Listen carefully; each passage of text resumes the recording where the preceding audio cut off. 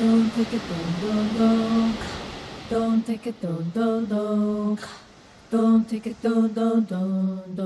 Don't take it, don't. Oren Slozberg, welcome to the new school at Commonweal. It's good to be here. It's been a while. Oren, you are the Executive Director of Commonweal, and this is the place I co-founded in 1976, so 47 years ago. And you have been with us now for 10 years, is that our... It will be 10 years in November. 10 years in November. So November 2023, for Correct. Those who aren't dating this conversation in advance.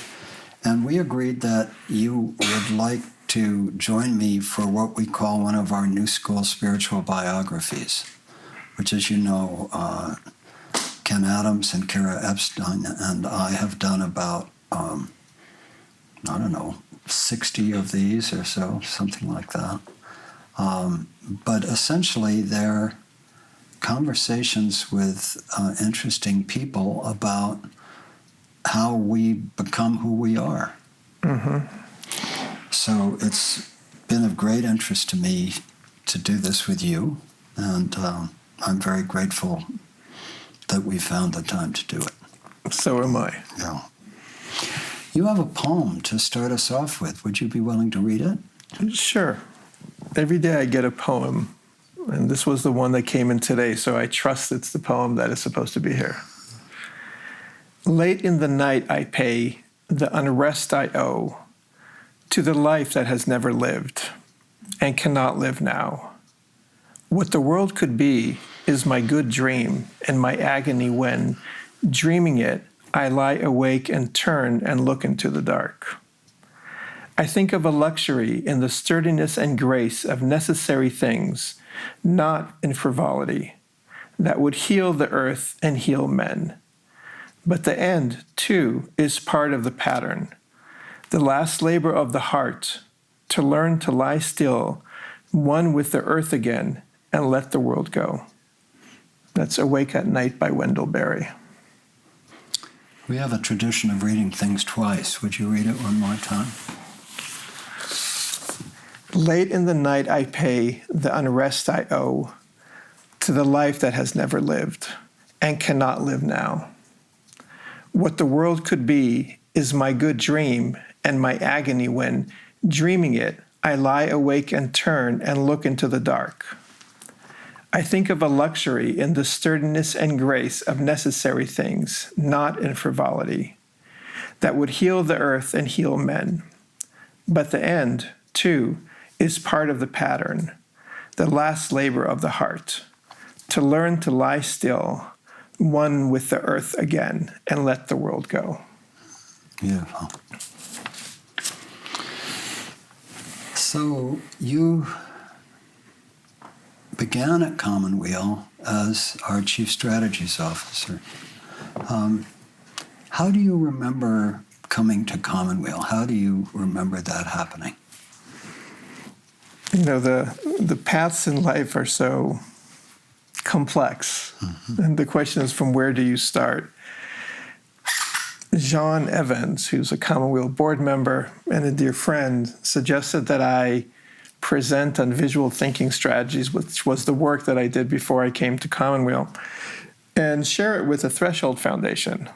And that was my first time being at Pacific House. I've been in Bolinas many times. I've come through here since the late 80s. And to that meeting, she invited BJ, Dr. BJ Miller, who's a good friend, and Michael Lerner, who I knew nothing of. And Commonweal, which I actually didn't know much of as well. And I presented on VTS, and it was an exciting conversation. And I remember that at the end of it, you invited me to go on some walks with you. And this was probably in early 2013, and then we started walking the land, I would say almost every 6 weeks for 4 or 5 times. And I didn't know I was being interviewed.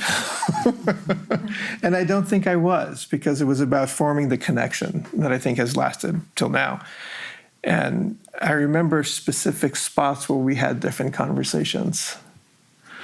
I remember the conversation we had about your spiritual path. It was halfway from the upper parking lot down when you were telling me about Jesus and the Savior. I remember exactly the spot where that is. And I remember the spot that I was telling you about my experiences growing up in Israel, which was closer to the chapel. So there's certain places, landmarks on that path. And then by, I'd say something around May, when it was clear that I was leaving BTS, that's when you suggested that we should explore working at Commonweal. And I said, maybe. I didn't want to jump into it. After being an executive director for probably almost 20 years, I was not sure I wanted to take on another role. And that's when we came up with the title of Chief Strategies Officer, which actually happened in the Presidio when we were walking around there, as the right entryway. And what clenched it was when we were sitting at my house and I asked you, why me? And that's when you pulled out the poem Famous by Naomi Shihab Nye. And that's when I realized that I can trust. There's something about this place that garners trust. And I'm like, okay, this is the right thing. So there are many benchmarks along the way, but it was really about feeling trust in the calling. And what are the lines from Naomi Shihab Nye's great poem Famous that really resonated for you? Well, the one that stuck with me is the line that says something like, the button is only famous to the buttonhole, or something like that. But it's about there being that when the fit is right, it's right. When the calling is right, it's there.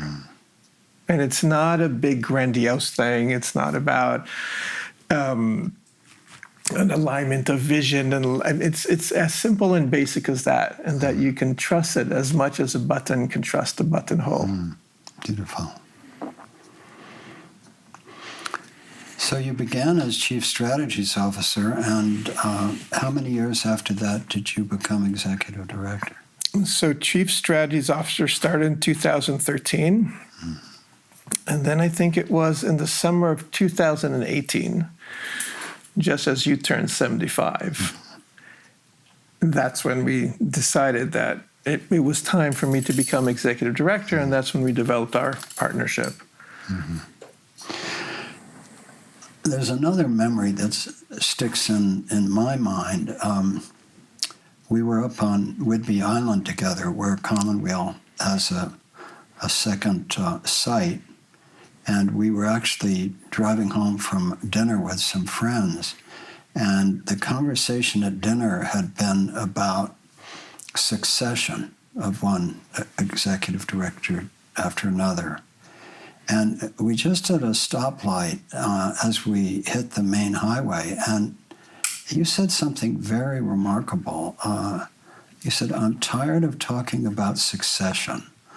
I would rather talk about intergenerational leadership. And it almost made me cry, because there was this immense generosity in it. You know, I mean, it's easy for people to sort of seize on succession as, now the power comes to me. Right. Now the old guy is out, whatever. But that's not what you wanted. And what you wanted was intergenerational leadership. And then as you became executive director, you then created another generation of leadership with the Stewardship Council, what you call the Stewardship Council. So where do you think this passion, for want of a better word, to include everyone possible, not everyone, but to have an ecological structure that invites people at various different points in their journeys to actively participate in leadership. Has that always been true of you, or did it kind of come about through your experience with Commonweal? I'm not sure where that came from. It feels intuitively right, right? The idea of succession as if we're, the Queen of England dying and her son gets to be king now. It only works in the case of royal families. It really doesn't work anywhere else. The fact that we think about like the presidency here of succession is also problematic. Communities are things that live beyond their leaders. I often even think about the word leader and what that means. And this whole focus on just focusing on the leaders. And it's like, well, but does that mean that 98% of the population are not leaders? I mean, what does leadership mean when it manifests as an individual? And something about that does not reflect how I see the world. And when I was executive director in other organizations like BTS, it was more of a conventional model where there was one person in charge. But there's something about the Commonweal community that was different, that I think is what inspired the idea that leadership does not have to reflect the ego of one person. And it's something that I learned here. It's something that I learned here is that leadership does not have to be driven by the ego of one person. And that a leadership that cares for a community should be cared by a community. And it doesn't necessarily have to manifest in one person. And there's no need to concentrate the power. I mean, it's all relative. I mean, how much power is there in the nonprofit? But there's no need to concentrate it in one person. How can one vision be sufficient to hold a large community, especially when the questions that we're asking are significantly bigger than one person? So the idea that, there's a generation that reaches its point and then it's out and then a new generation comes in, it just doesn't make sense. It's like why all the experience, the relationships, the passion, the networks, the wisdom, whatever it is that we gain with time, it works across generation. When people ask you the question that I've been asked for 47 years, Commonweal, what is Commonweal? What do you say to them? Don't you have an easier question?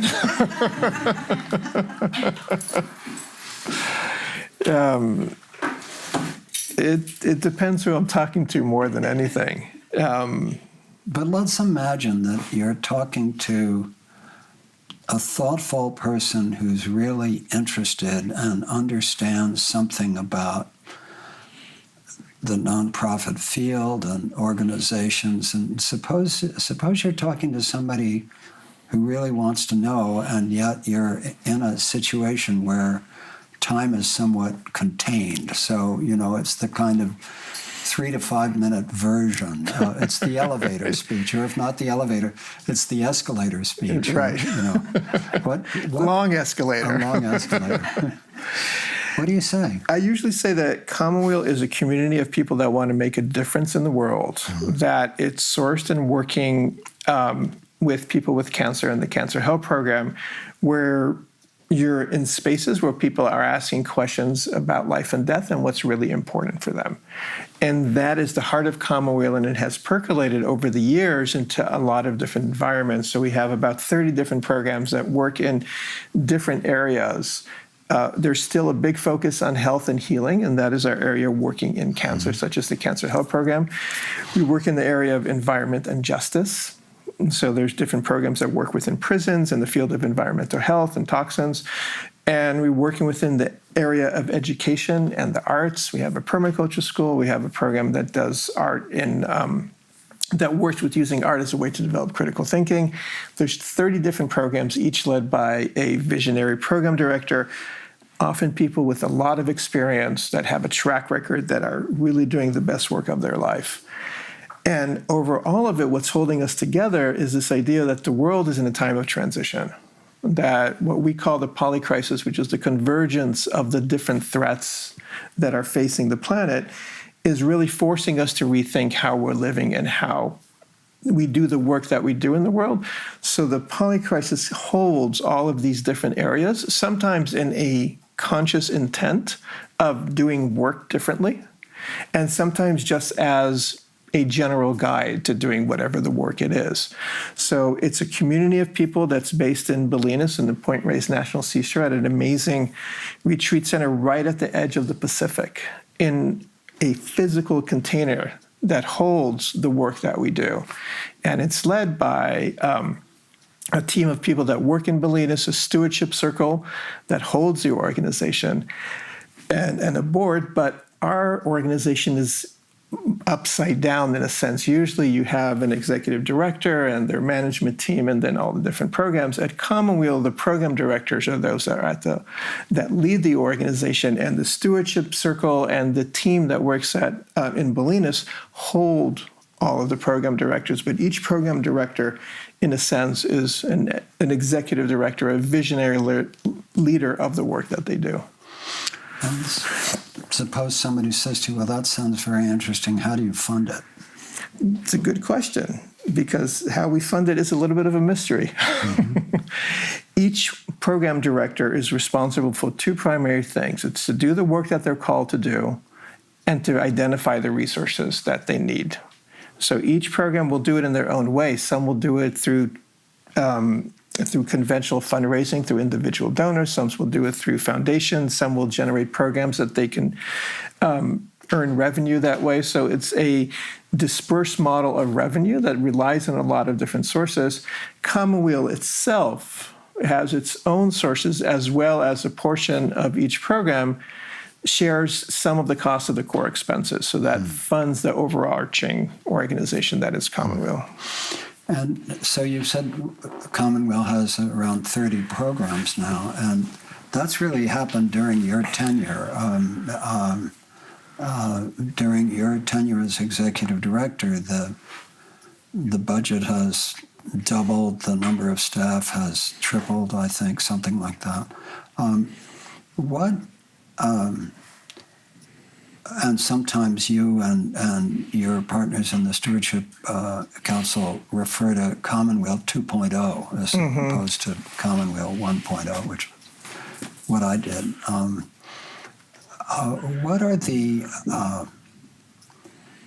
What drove you to decide that expanding Commonweal's work was the right and wise thing to do? When I started in November 2013, there was a retreat that weekend, which was your friend Michael Samuels was doing a retreat about art and healing.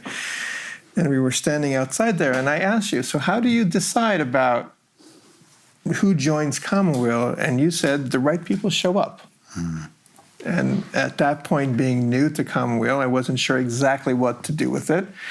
It's not exactly something you put in your strategic plan, say, expansion plan. The right people will show up. But with the years, I actually saw how that happened. And the right people kept showing up.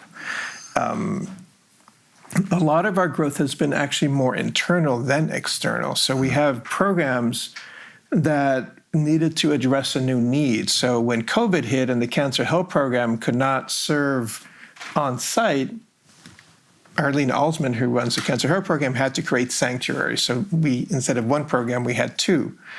Or Healing Circles, which was a small program that served the alumni of our Cancer Help Program and the Langley community in Whidbey, it went through the same experience. So from one program, we had 5. So a lot of the growth was internal, and as well as other people that wanted to join the Commonweal community.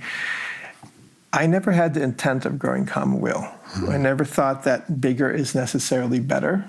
I think that's an illusion that's informed by the societal models we live in. Deeper might be better. But who am I to even say what better is? I trust that what needs to happen will happen. And as people wanted to join the Commonweal community, looking for partnership, looking to be part of the community. If someone is looking for a fiscal sponsor, for someone to do the back office work, then there are other organizations that specialize in that. That is their calling, to provide HR and finance and admin support to people that want to run their own nonprofit projects. That's not how Commonweal works. For Commonweal, it's to be part of the community. Choosing to be part of Commonweal is identifying with the values, feeling connected to the land, feeling part of the larger community. So as people showed up, they chose to be part of Commonweal. And we're still not looking for new programs. We've actually decided not to add new programs because Commonweal has grown, because the calling has intensified. The need of the world, I think, has grown. To me, the focus on the polycrisis is a need in the world that we had to do. And the work that you've been doing with Omega, the Omega Resilience Award, the Resilience Funders Network, those are new programs that are responding to where the world is. The same thing with Healing Circles. I think Healing Circles is technology and a methodology and way of being that is responding to what's needed in the world right now. We never did any kind of outreach or marketing for Healing Circles. It grew because it was needed. And I think that's a core value when we're looking at Commonweal and how it grows. It's like, what is the calling? What is the need to be? I don't expect Commonweal to become a $50 million organization, but if that is the calling, then maybe we need to explore that and see what it means. It also doesn't mean that we have to do everything. I think it's fine that somebody else does the work. I also believe in one of the ways you present the fact that when a new program comes to Commonweal, we talk about how it ends. Nothing has to go on in perpetuity. So introducing those values, I'm hoping will keep the container not as big as it could be, but if our calling is to provide access or provide services or provide thinking or providing community or provide place for exploring the soul or asking questions about mortality, whatever it is, I think it's something we should explore. I wouldn't say not to grow just because that is a principle, but I think each case, each situation will require its own evaluation. You spoke of people who share the values of Commonweal. How would you describe the values of Commonweal?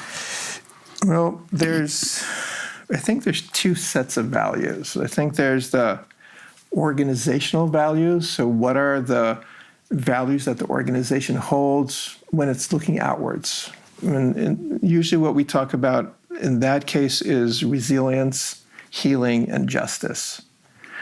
When we look at our internal values, so it's how do we treat each other in this community, that's when I would talk about kindness, respect, being present for each other. And in some ways, those two sets of values are reflecting on different aspects of the organization, but they're also one in all. I'm going to go quiet for a minute. It's something I do in these conversations just to let us have a little spaciousness.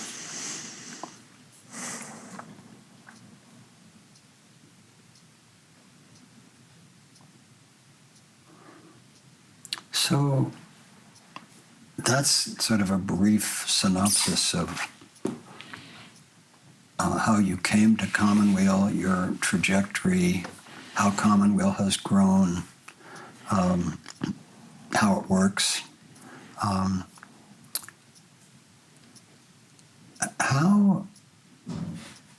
How has being at Commonweal changed you, or how do you think you have, if at all, how do you think you have changed or grown or evolved over the 10 years of your life that you've devoted to this work?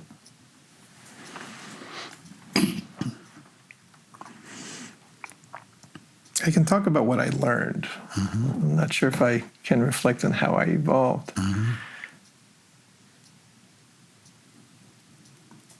I would say I think my worldview has changed. I think that the journey of my life is such that I got involved in doing service from a relatively young age in my 20s. But there was never an exploration of what that calling is and the context of which I was doing it. And when I came to Commonweal, those intentions became explicit. So I started in November 2013. In February 2014, I was part of the Cancer Help Program. Not because I had a cancer diagnosis, but you kind of suggested that the Cancer Help Program, which is the source of Commonweal, the only way to really understand it is to be part of it. And we decided together that I would be a participant in it, not a member of the staff. So I really went through the whole thing as a participant. And I think that experience helped understand on a deep level what it means to be part of this community. I mean, I was part of, during the AIDS years in San Francisco, I was involved more as an activist. It was more of a head and service orientation.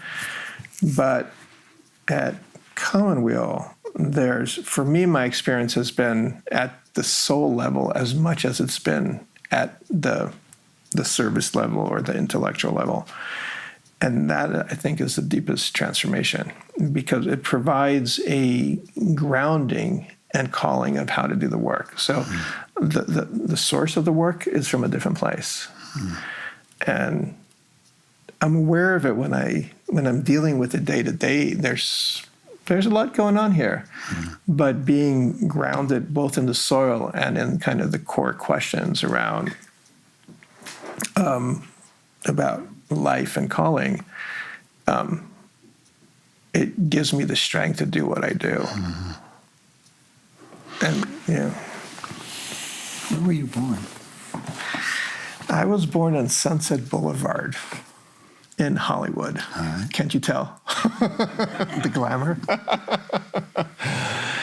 I was born in Los Angeles. Yes, my parents, both very idealistic young people, moved to the newly created Jewish state in 1955. My mom was 20, my dad was 24. They were following their ideology. At the time, I would say it was a different world of how they saw the world. The conversation and discourse around Israel we have learned a lot since then, but they were driven by a ideological passion to live on a kibbutz. And they spent about 6 years on a kibbutz and then decided to come back to the States. My mom is from Los Angeles, to pursue an academic education. So they were back here, and I was born in the States, as was my older brother was born in Israel. My younger brother and I were both born in the States. And then when I was 6, they decided to move back to Israel. And what are your first memories?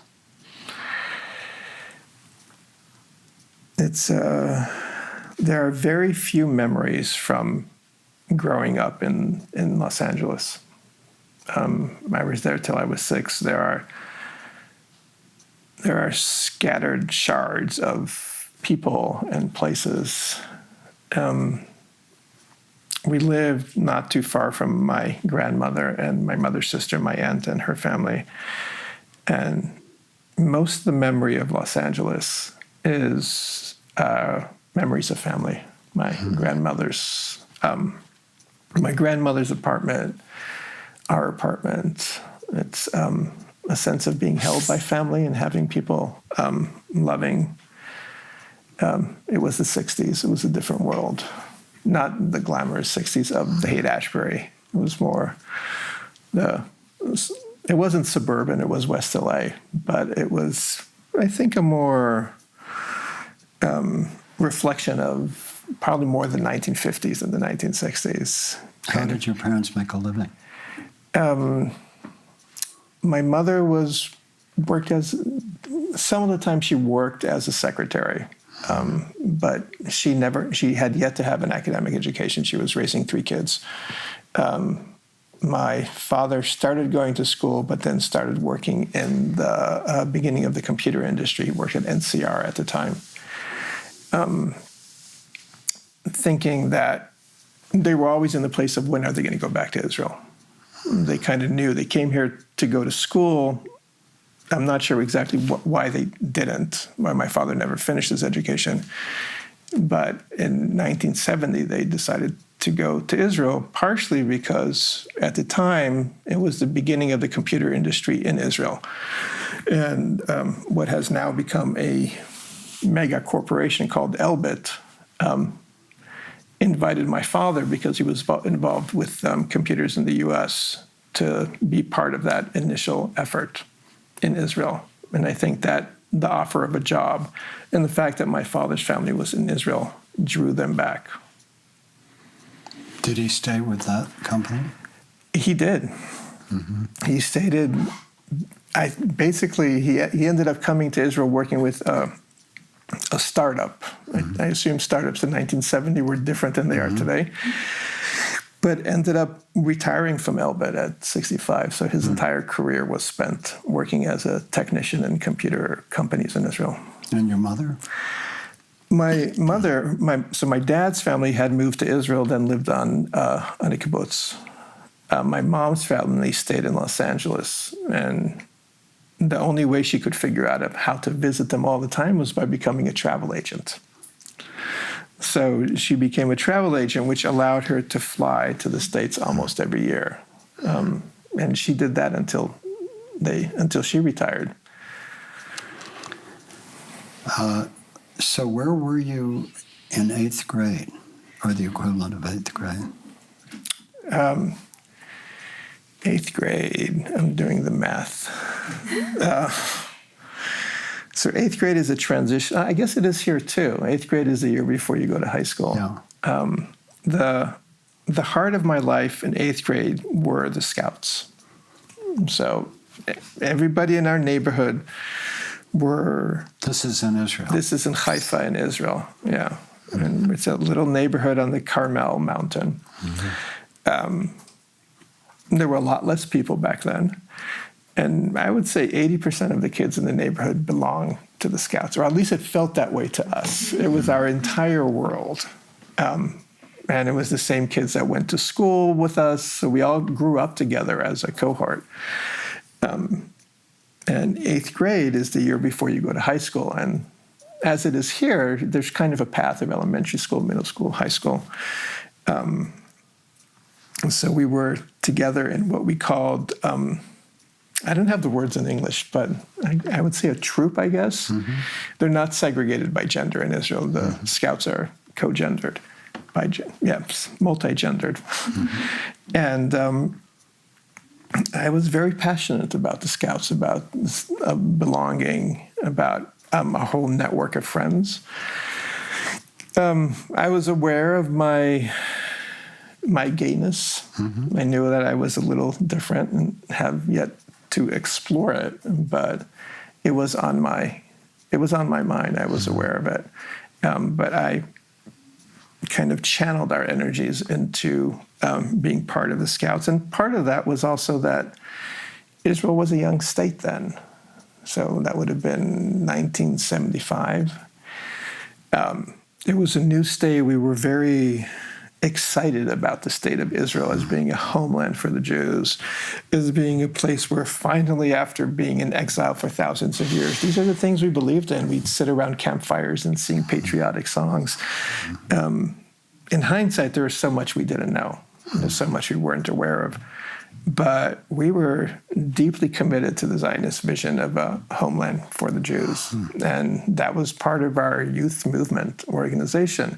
There were other amazing qualities to that youth organization, like being in leadership positions when I was, that would be a year later in 9th grade. But I learned so much from being part of that movement. I've also learned so much about the problematic aspects of what was hidden, that what we were not talking about.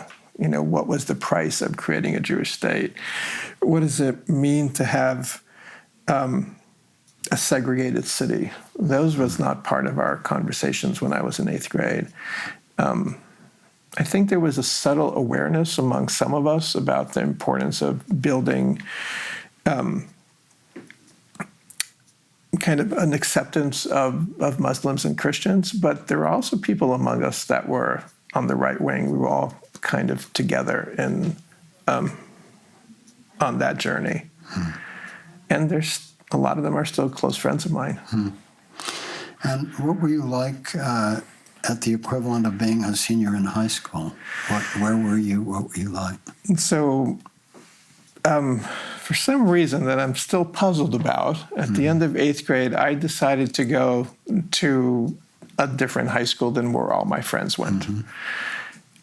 It was like, so in the Technion is Israel's parallel to MIT, and the Technion had a high school. So I decided to go be in a more vocational-oriented school, not vocational necessarily learning anything hands-on. I studied computers and electronics. I think we were the first computer major in a high school in Israel. In Israel, high schools have majors. So I studied computers. Yes, we used to go to the Technion and program in BASIC with those cards, and it feels so archaic now. But the other side of me, the Scouts continued to be really important for me. And you ended up being in a real leadership position in Scouts. When I was a senior in high school, I had a responsibility for about 300 young people between the ages of 5th grade and 11th grade. But that's the Israeli youth movement. The Jewish youth movements were very peer-led.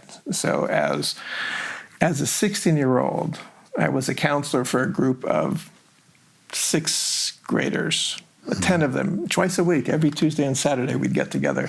My younger brother was in that group. Which I'm not sure about the wisdom of that exactly. But for a whole year, I'd prepare lesson plans.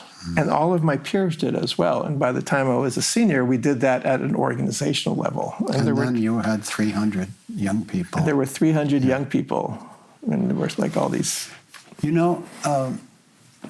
My friend Bill Drayton, who founded an organization called Ashoka, Entrepreneurs for the Public, which is a global organization. And he and I have stayed in touch, and with another friend, Howard Gardner, who teaches education at Harvard, and the three of us talk regularly. And in the last conversation we had, he said something that I have remembered. He said that he had a friend who only hired high school valedictorians. And the theory was that when you're a senior in high school, the mold is basically set in some fundamental way. And by the time you get to be a senior in college, it often gets obscured in some way or other. But that the question of what somebody was doing when they were a senior in high school, and so your appropriately humble description of what you were doing, it's peer-led, it's not such a big deal. But the fact remains that you were overseeing the well-being of 300 young scouts as a senior in high school, right? Or actually, you said, or is it the first? No, it's senior in high school. No, it's as a senior. Right. Yeah. And then, because I know something of your career, that process, and you never. It's not like you seem ambitious in the world, but you keep showing up in leadership positions, and I guess I'll pose it to you as a question. Do you think the die was cast by the time you were in a senior in high school from this experience in the Scouts, or not? It definitely set a trajectory. I don't feel like I actually ever sought out to be in leadership. I'm trying to think of a leadership job that I ever applied for. I think, yes, I think in my case that's true. I'm not sure that's true for everybody.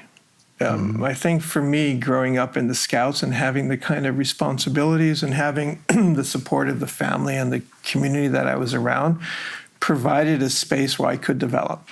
I mean, I could see the developmental arch and how by the time I was in high school, I was trusted by other people and I trusted others. I did have confidence in what I was doing, though it's not the confidence of I'm the torchbearer. It's like I can do this, so I will do it more.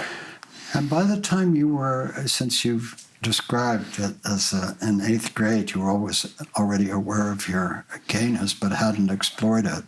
Had that exploration begun by the time you were a senior in high school? I would say experimentation has begun. I was out to maybe 1 or 2 close friends who I trusted, mostly because they were either artists or in the dance community, so I knew they were somewhat aware of it. But Israel in the late 70s really didn't have a visible gay community. It was quite homophobic, was it not? I don't think there was enough knowledge about gayness to be homophobic. Okay. I don't think it just wasn't visible. It was completely invisible. And I'm assuming that's how it was in a lot of parts of the world, except for major metropolitan areas in the U.S. But did it make you feel strange or isolated or different? Or what was your inner response to not only beginning to be aware of it, but beginning to experiment?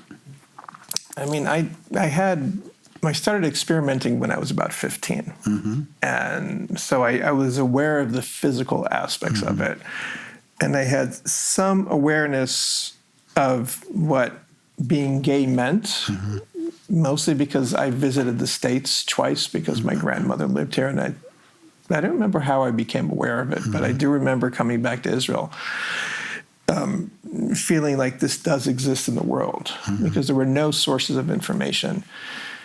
So I've wondered about that actually recently. It's like, do I feel like I was not coming out? Was that a suppression, or was I just not ready yet? And I'm not sure what the answer is. When I did come out, it definitely felt like it was the right time. When did you come out? I came out when I was 20. And where were you then? Well, it was a process of coming out. It was my first partner, who then we stayed together for 8 years, was introduced to me by my best friend. She not knowing that I was gay or that he was gay. And at the same time, his best friend had met me, and they both did not know about our attraction to men. And they both felt that we needed to meet each other. So he called me up. I was at my parents' house. I was in the Army at that point, and I was lying on the couch and speaking on one of those big, heavy wireless phones, cordless phones. And my parents are around, and I'm talking, and he says, "I hear you're interested in men." Which was, I mean, there was no way for him to hear about it. But this guy who's still a deep friend is a deeply intuitive soul. And he just knew. And there was just like, at that moment, I felt like that it opened up. Just that question. And then we met in person and started a very turbulent relationship, as one often has in their 20s. And then I gradually started coming up to my close friends. I came out to my parents a year later. How did they respond? So there was a period when I broke up with Uli, who was my first partner, and I was with another guy who to me was an older guy because he was 27, I was 21. And my mother came to visit. And she was in this one-bedroom apartment. It was clearly, there was no 2 rooms in the space. And she was going through something. And I was like, okay, I have to say it. So I sat down to her and I told her that I was gay. Her first response was, don't tell the neighbors.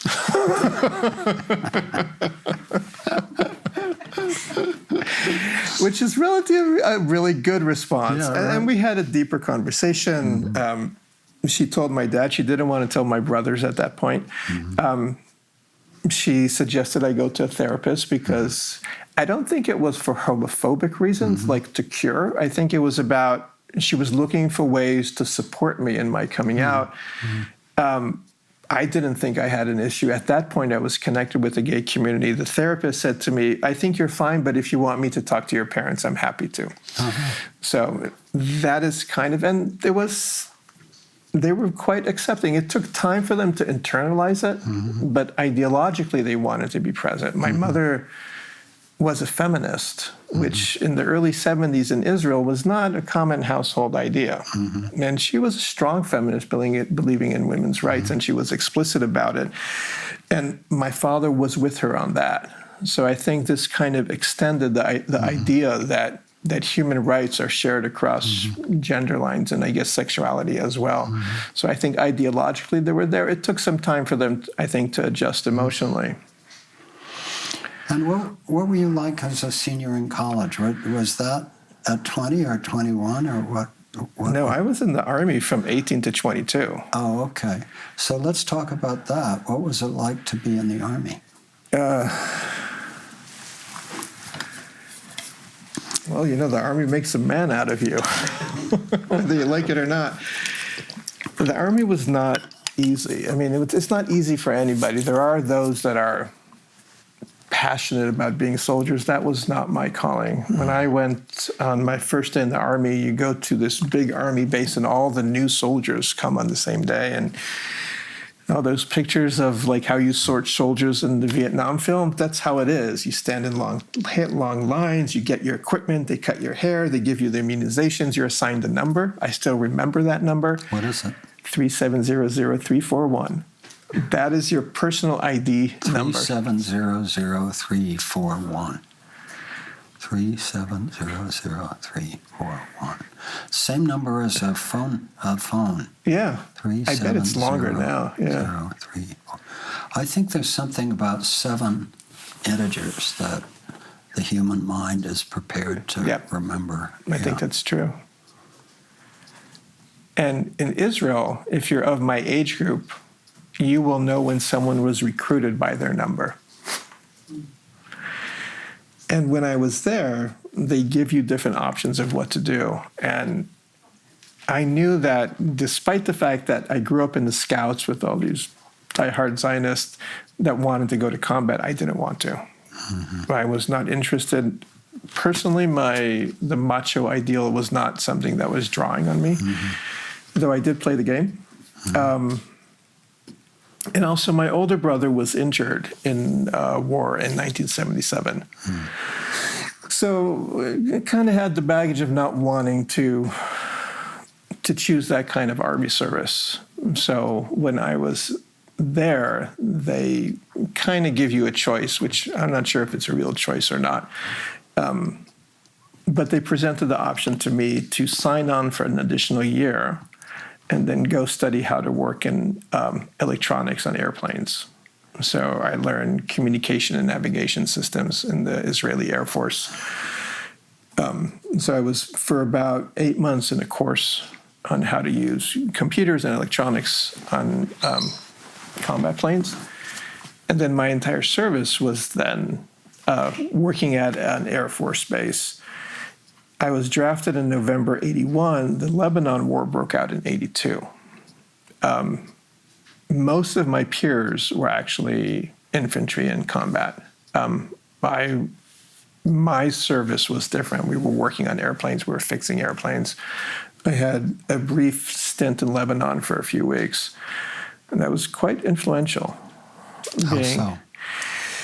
Well, I didn't have the combat training, so I was not ready. This was not my calling to be on the front lines, and I ended up being on the front lines because of other reasons, mostly about collecting broken Syrian airplanes.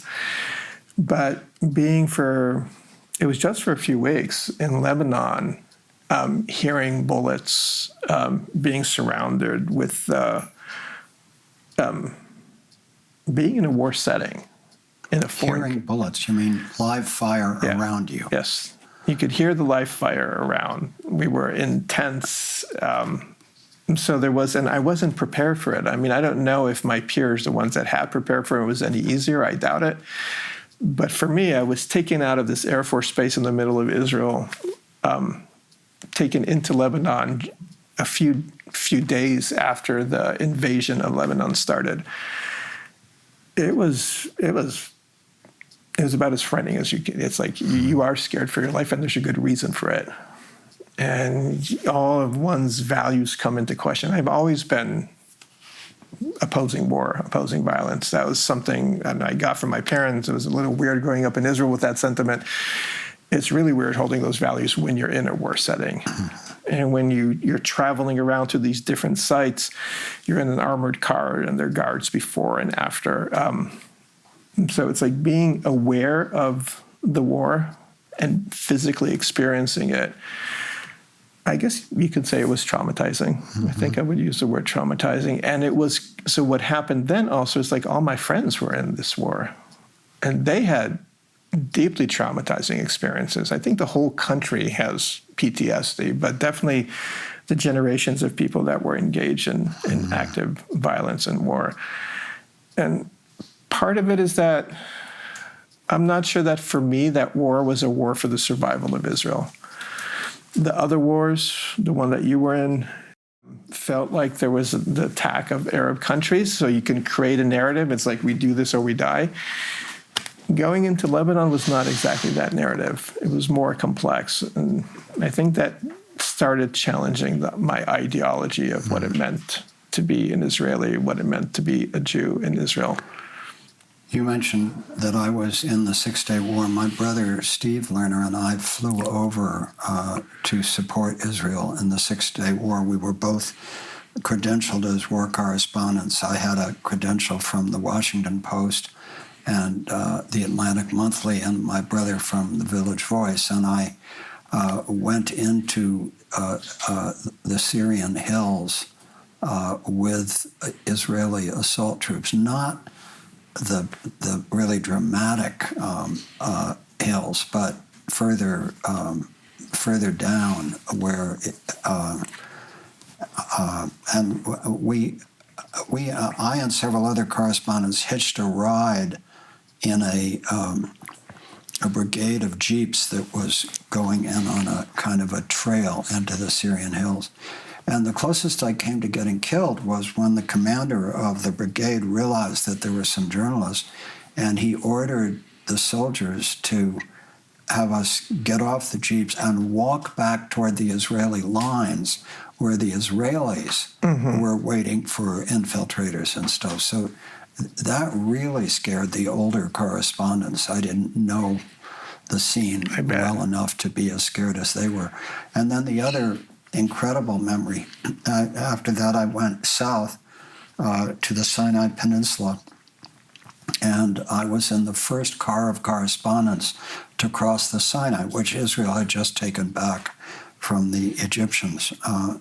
And it was like a Fellini movie. There were all these tanks and half-tracks kind of burning, and then there were bodies that were scattered like flowers of some kind on the desert. And I remember stopping. There was one Egyptian soldier whose legs weren't working, and he was sitting by the side of the road, and we gave him some water. And then off to the left, about 100 yards or more away, there were all these Egyptian soldiers who were walking back toward Egypt. And the whole experience convinced me that I didn't want to be a war correspondent. It was in other words, one of my real, I had a sort of a choice of career paths. One was to be a professor at a university, and another was to be a journalist, because I'd been pursuing both careers. And I just realized, and it's similar to what you said, but different. I didn't want to get killed, you know?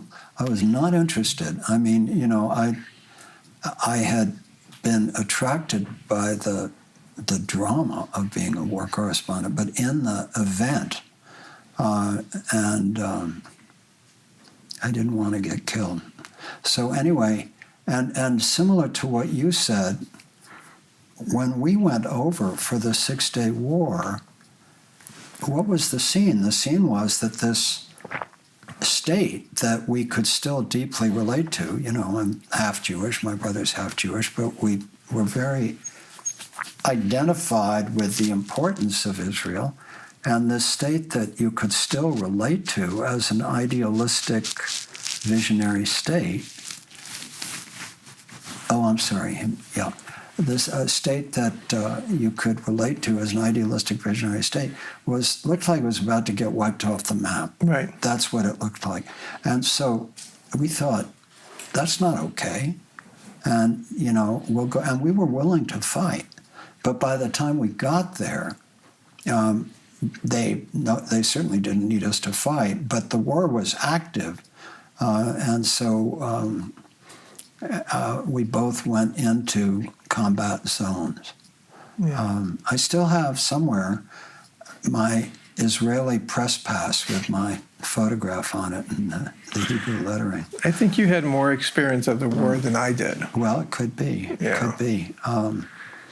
But I wasn't under live fire. You know, I wasn't under live fire. Yeah, that was, I mean, part of it is also that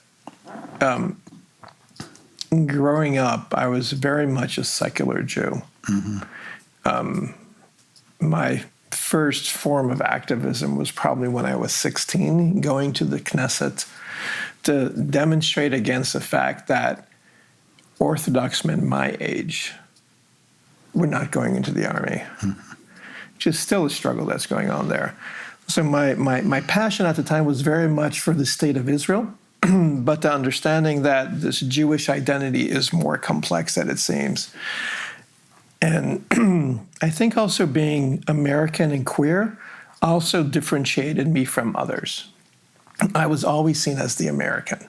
I didn't have an American accent by the time I was in high school, but that was part of the identity that I was different. And the fact that I always knew that I would be, that I would not be in combat, that I did not believe in violence anymore. Those things distinguished me from a lot of my peers. We still had close, I mean, they're like my family, but we have different ideologies for sure. And from a very young age, I said that I don't know if I would be staying in Israel, that I wanted to leave.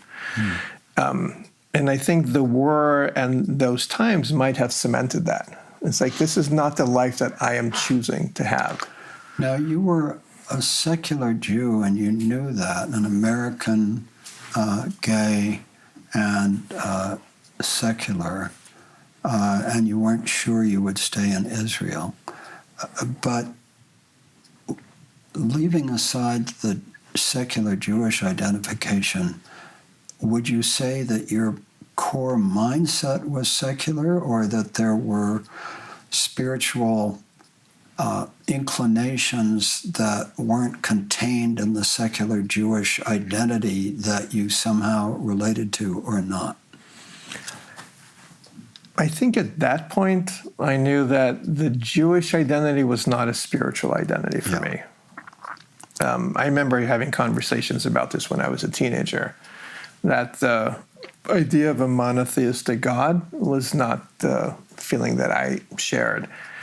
I didn't necessarily have I didn't have the language or the experience to express what else there might be. That came a lot later.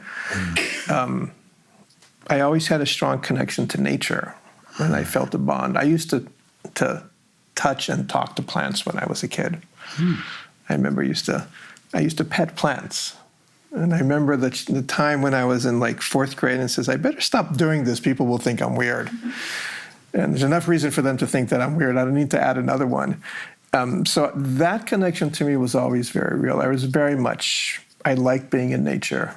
I like being outside. So you talked to plants. did you have an experience that they heard you or responded or anything? No, it was clear to me that we were communicating. Oh, it was. Oh, there was no doubt, especially when I was a young kid. And do you still believe that? I do. All right. I do believe that, yes. So this is something I didn't know about you, by the way. Good thing we're doing this. No, it is. No, but it's actually a really big deal. It's a really big deal. So you have an experience that you are able to talk to plants and that they respond and that this is an actual... Yes, I wouldn't call it a linguistical exchange. We're not having conversations, but I've always had... I can feel the presence of plants. Yeah. I feel connected to nature in a very... I'm not even sure what level that is at. That's always been the case. And you resonate to the meaning of your name, Oren, as well. That's, I think, a big part of it. I think it's not a coincidence that my parents named me Oren, which is it's not a name that was in my family. It's very much of a kind of modern Zionist name. It means pine tree. Mm-hmm. And I've always felt the connection with pine trees and so on. Mm. It was a very intense moment to see a redwood for the first time, because just the presence of it as a being is so deeply powerful. So do you have, when you walk around in the woods around the retreat center, what's the experience? To me, I don't think I'm the only one. I think being surrounded by living plants, there's a sense of coming home. Mm-hmm. It feels like the natural environment for me. Mm-hmm. It feels like the right place to be. It feels more open and welcoming than any man-made structure. Mm-hmm. So I feel the flow of, I don't know what you want to call it. Every term has its baggage. The life force, so to speak, the chi. But I have to me, it's clear. It's like, it's so obvious. Like, plants have an aura of sorts. And it's not that I see a glare, but you feel the presence of it. You feel the presence of another living being. I'm very aware that Kira is sitting with us and having a... Did you know this about her? I did not know. Yeah. I did not know. And Jennifer is here. And Susan. Susan is here. There are quite a few people here who I think resonate to this, and something quite a few of us didn't know before. Yeah. It was sad when I realized that I can't talk to plants. I can't be with plants anymore. I've always been part of nature. What do you mean you can't be with them? Well, when I remember exactly where it is. It's funny how these places stick. This place called Ganeshashwim, which means playground, which is about half a block from the school. My brother knows exactly what I'm talking about. And there's a little path that went up to the next block, and there was on the side there was a plant. I could identify the plant. I don't know the name of it, but I know exactly what it was. Mm-hmm. And I was, caressing the leaves, and it says, like, I can't do this anymore because people will think that it's different. So I was aware of that kind of being oppressed in some ways. I'm not sure oppressed is the right word, but I felt like at that point I needed to fit in with the humans around me, so I had to let go of that. But throughout my life, hiking and being in nature is always a source of energy, sometimes more than even being with humans. So after you finished in the military, what happened next? So that kind of coincided with coming out to myself, to my families, to my friends. The last year of my Army service, I lived in Tel Aviv. Mm-hmm. So this would be 1984. And the gay scene at the time was very much kind of bohemian and avant-garde. And so in the last year of the Army, you actually get a real salary. So I was able to afford renting an apartment. And I rented an apartment in this neighborhood at the time, which was mostly a Yemenite old village, one of the original neighborhoods in Tel Aviv called Neve Tzedek. And my boyfriend at the time, the one who called me on the phone, we moved in together into this structure that was one of the first structures built in Tel Aviv. And at the time, the neighborhood had a lot of older Yemenite people that migrated to Israel in the 50s and 60s, and a bunch of younger artists. These were Yemenite Jews? Yes, Yemenite Jews, yeah. A bunch of younger kind of bohemian style, like a friend of mine then, who's now a known Israeli author, Ilan Sheinfeld, was the editor of a postmodern figurative poetry magazine. So Postmodern figurative poetry magazine. yes. That sounds like an oxymoron.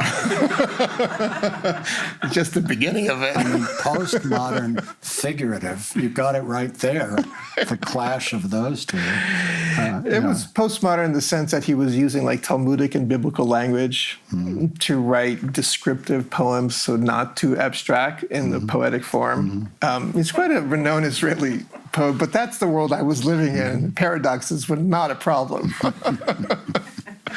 And he was one of the first out gay men that I knew. He was one of the first out gay men in Israel. He was a journalist for Daval, which was the labor movement's newspaper. And he came out in the newspaper, which is a big deal. So those were the circles that I was involved with. So when I was out of the army, I stayed in Neve Tzedek, hung out with all these artists and actors. The AIDS pandemic was still a distant thing. It was very much at the beginning, so it wasn't present. There was not much of a gay community in Israel. There used to be a gay bar would pop up for 6 months and then close, and then pop up somewhere else and then close. But there was no establishment. There was a civil rights movement. It started, I think, in the 70s, but it really didn't have much of a presence. So I was involved in that community, and then I got a job at the Israeli National Theater as a soundman.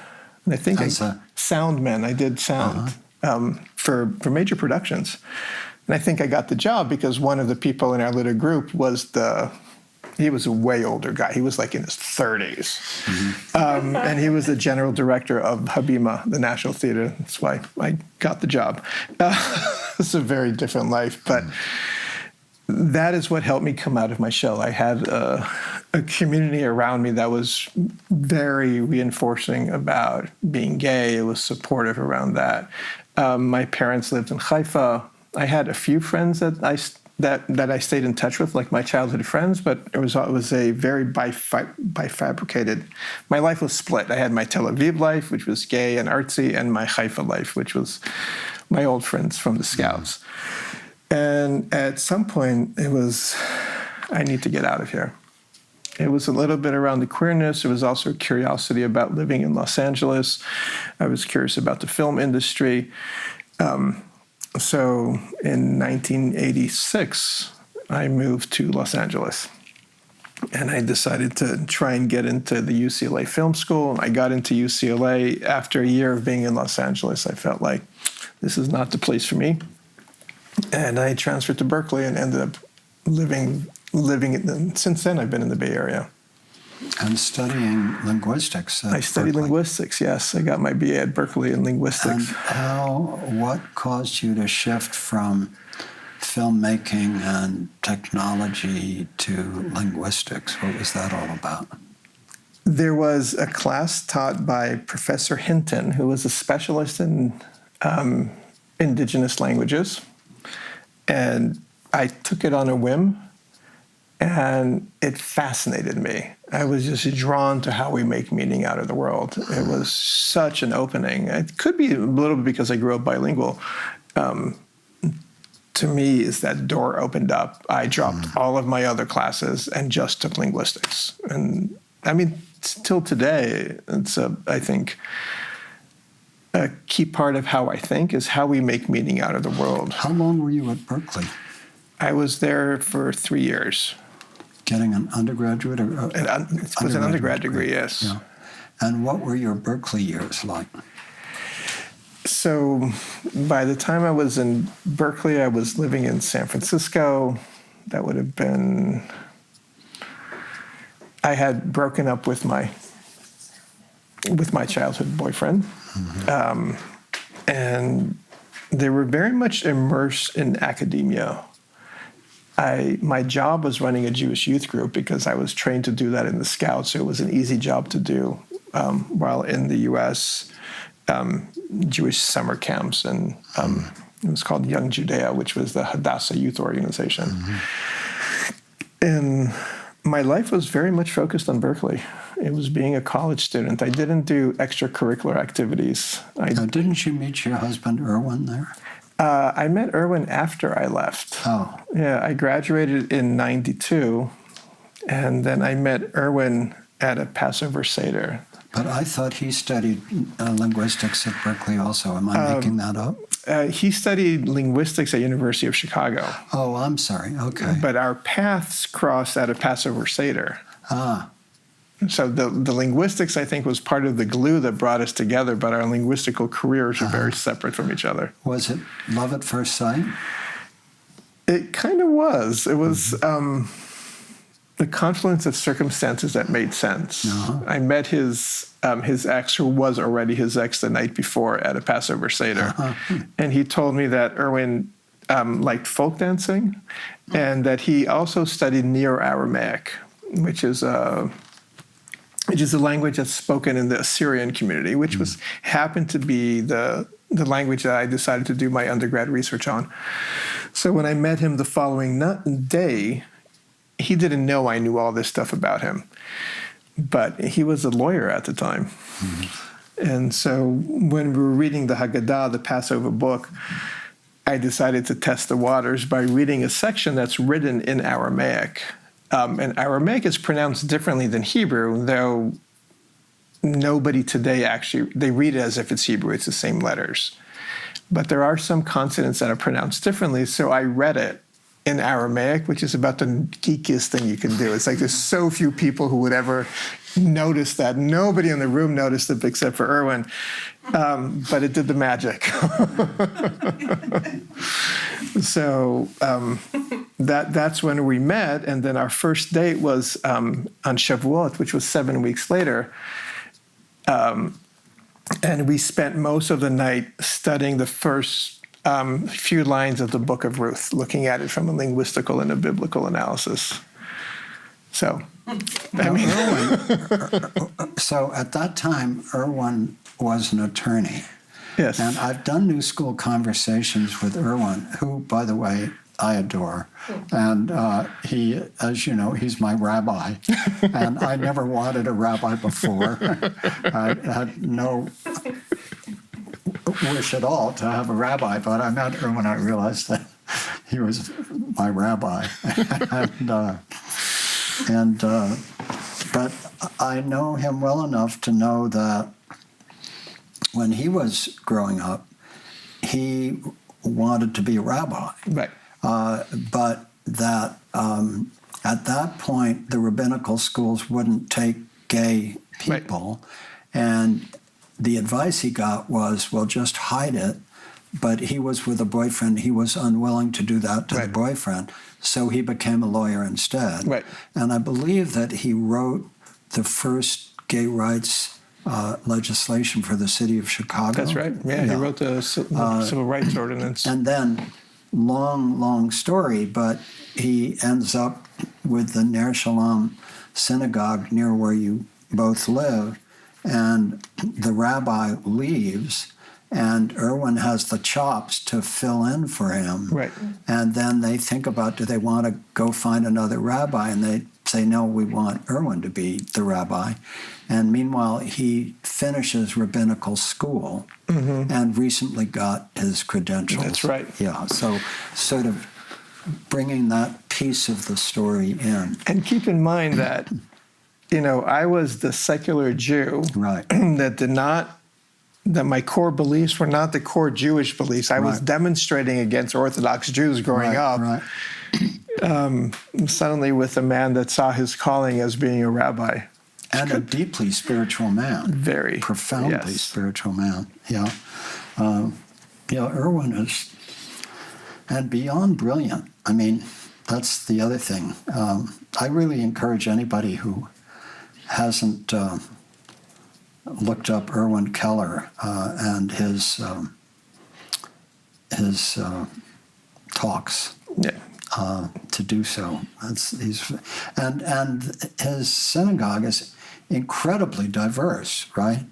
I mean, Depends by how you measure diversity. They're all Jews, mostly. well, I understand, but It's Ner Shalom in Katati in Sonoma County. Yeah, he has quite a mixture of people. and what branch of Judaism, remind me of what it's called? So Erwin is trained as a Jewish renewal rabbi, Right. but the synagogue is a Reconstructionist synagogue. So, and Jewish Renewal is Zalman Schechter, is Yes. that right? And he studied in Zalman Schechter's rabbinical Yes. school. And then Reconstruction goes back to, is it Kaplan? Yep, it's Kaplan. Yeah, Mordechai Kaplan? Mordechai Kaplan. And Kaplan and Reconstruction Judaism was an early revisionist Jewish Yes. branch I think of they've Judaism. been around for about 100 years. Yeah. So we brought you up through Berkeley, meeting Erwin, beginning to get together, and working as a summer camp counselor while you were at Berkeley. What happened after you, did you graduate from Berkeley? I did. I Yeah. graduated in 90, But in 3 years. because I had a year at UCLA Oh, I before see. that. So what did you do next? I wasn't sure what I was going to do next. So in my last year of college is when I got more connected with the gay community. So I worked a lot in the Jewish community because it was a convenient landing pad, not necessarily because I was ideologically motivated. It was just the easiest job. I could teach Hebrew. But towards the end of college, when I was 28 already, I went to college later because of the Army, I started connecting more with the gay community, and I discovered two groups. One is Queer Minyan, which was a group of people around my age, maybe a little bit older, but not a lot, they were basically unaffiliated, disenchanted Jews that did not find their place in the established Jewish community. And a lot of them shared a background of activism. They were involved in ACT UP and Queer Nation and different movements that were going on at the time. As well, a bunch of them were also radical fairies. So we used to gather the third Friday of every month and have a Shabbat service. This went on for years. And it was a lot of chanting, there were a lot of pagan overtones, a lot of very earth-based traditions, but woven in with Judaism, which is not hard to do because Judaism is so much an earth-based religion if you go to its roots. And that was my community. So the Queer Minyan community was one of them. And the other one that I discovered were the radical fairies. And that was just as I was finishing Berkeley. And that was the year that I met Erwin at the Passover Seder. So this was all happening in 1994. So you're going to have to describe to people who the radical fairies are. It's a hard one. I know. I don't know if it's sacrilegious to try and describe them. The radical fairies are... Who started them? Harry Hay started them in 1979. Harry Hay was a professor of music, I think, and a communist. He was the founder of the first gay organization in the U.S. in the 1940s called the Mattachine Society, where gay men would organize in small groups, and this is based on a French model of the Mattachine Society, I assume, where one group didn't know about each other, because gay men were persecuted in the U.S. in the late 40s. This is after the Kinsey Report, so there's some awareness around this. So Harry Hay created the Mattachine Society, which I think is the first gay organization in the U.S., not in the world. There's the work that Hirschfeld did in Birdland in the 30s. And Harry was involved in that. Eventually, he was kind of kicked out because he was a communist, and most of the gay men were interested in becoming part of the U.S. society, not standing apart from it. And he ended up creating the Radical Fairies, which is so hard to describe. They started meeting in nature. They're radical and they're fairies, right? They are radical and they're fairies. So you know what radical is, you know what fairies are. Right. Go figure. Fairies come together in gatherings, in nature settings, camping, not a developed retreat center. I mean, things have changed in the last 50 years, but originally they would camp. The heart of a gathering is a heart circle, where you would sit. It's like a healing circle. It is, but it could be with 200 people. and you learn how to talk from the heart. And I say learn because it takes time until you can enter that space. And there's very specific structures. It's also a very playful and creative community. It's sexually very liberated. It's in nature. There are things like talent shows and naked hikes and yoga every morning. It is quite radical. There's no structure. I remember gatherings of 200 people, and you don't know when breakfast is because breakfast happens when somebody decides to make breakfast.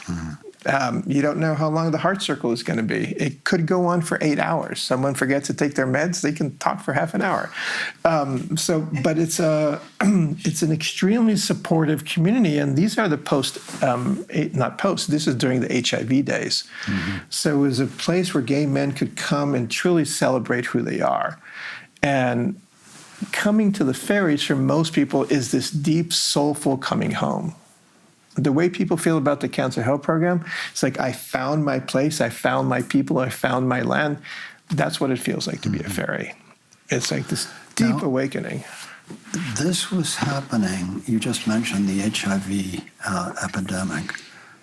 When did that enter into your world, the HIV epidemic? So when I discovered the ferries and I was more connected with the queer community, I started to become more aware of the gay institutions in San Francisco. This is all in 1994. I met Erwin in May. I graduated in July. I went for a 2-month trip to Alaska. I just drove my car to Alaska and spent 2 months out there.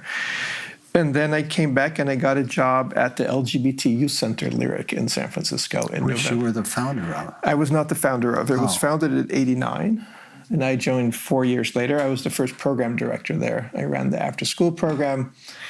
And that's where I met Anne, who would eventually become one of my co-parents. That was all in '94. And that's when I got really plugged into the queer community. And I think for the next almost 6 years, I worked at Lyric until '99, and then I worked at the LGBT Center. And HIV was already, well, it wasn't already, HIV was part of gay life at the time. Walking around the Castro, you really could sense AIDS in the air. It was kind of like the experience of COVID, like if ready to touch someone, kind of awareing how the physical contact could be infectious.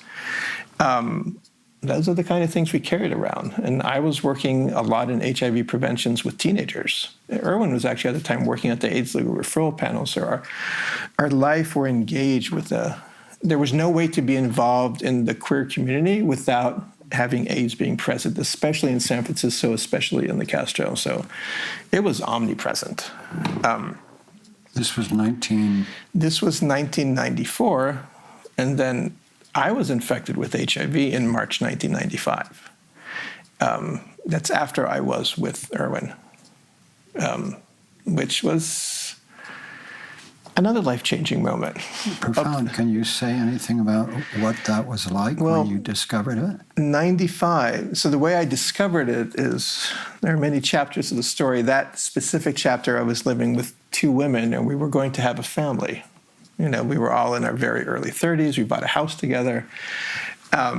And the idea was that we're going to make babies together. So I went to get an HIV test in order to make sure that before we start the insemination process. And that's when I discovered that I was HIV positive. And these are the days before there were protease inhibitors. So there was no... So an HIV diagnosis was terminal to some extent. It wasn't as bad as it was 10 years before. But there was no real medication at the time. So what was your response?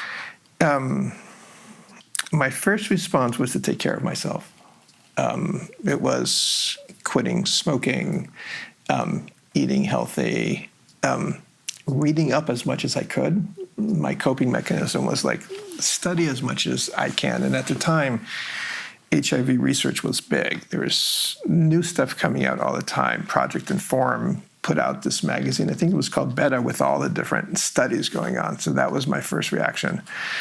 And I went on a 10-day silent meditation retreat with Gwenka, which is a Vipassana retreat.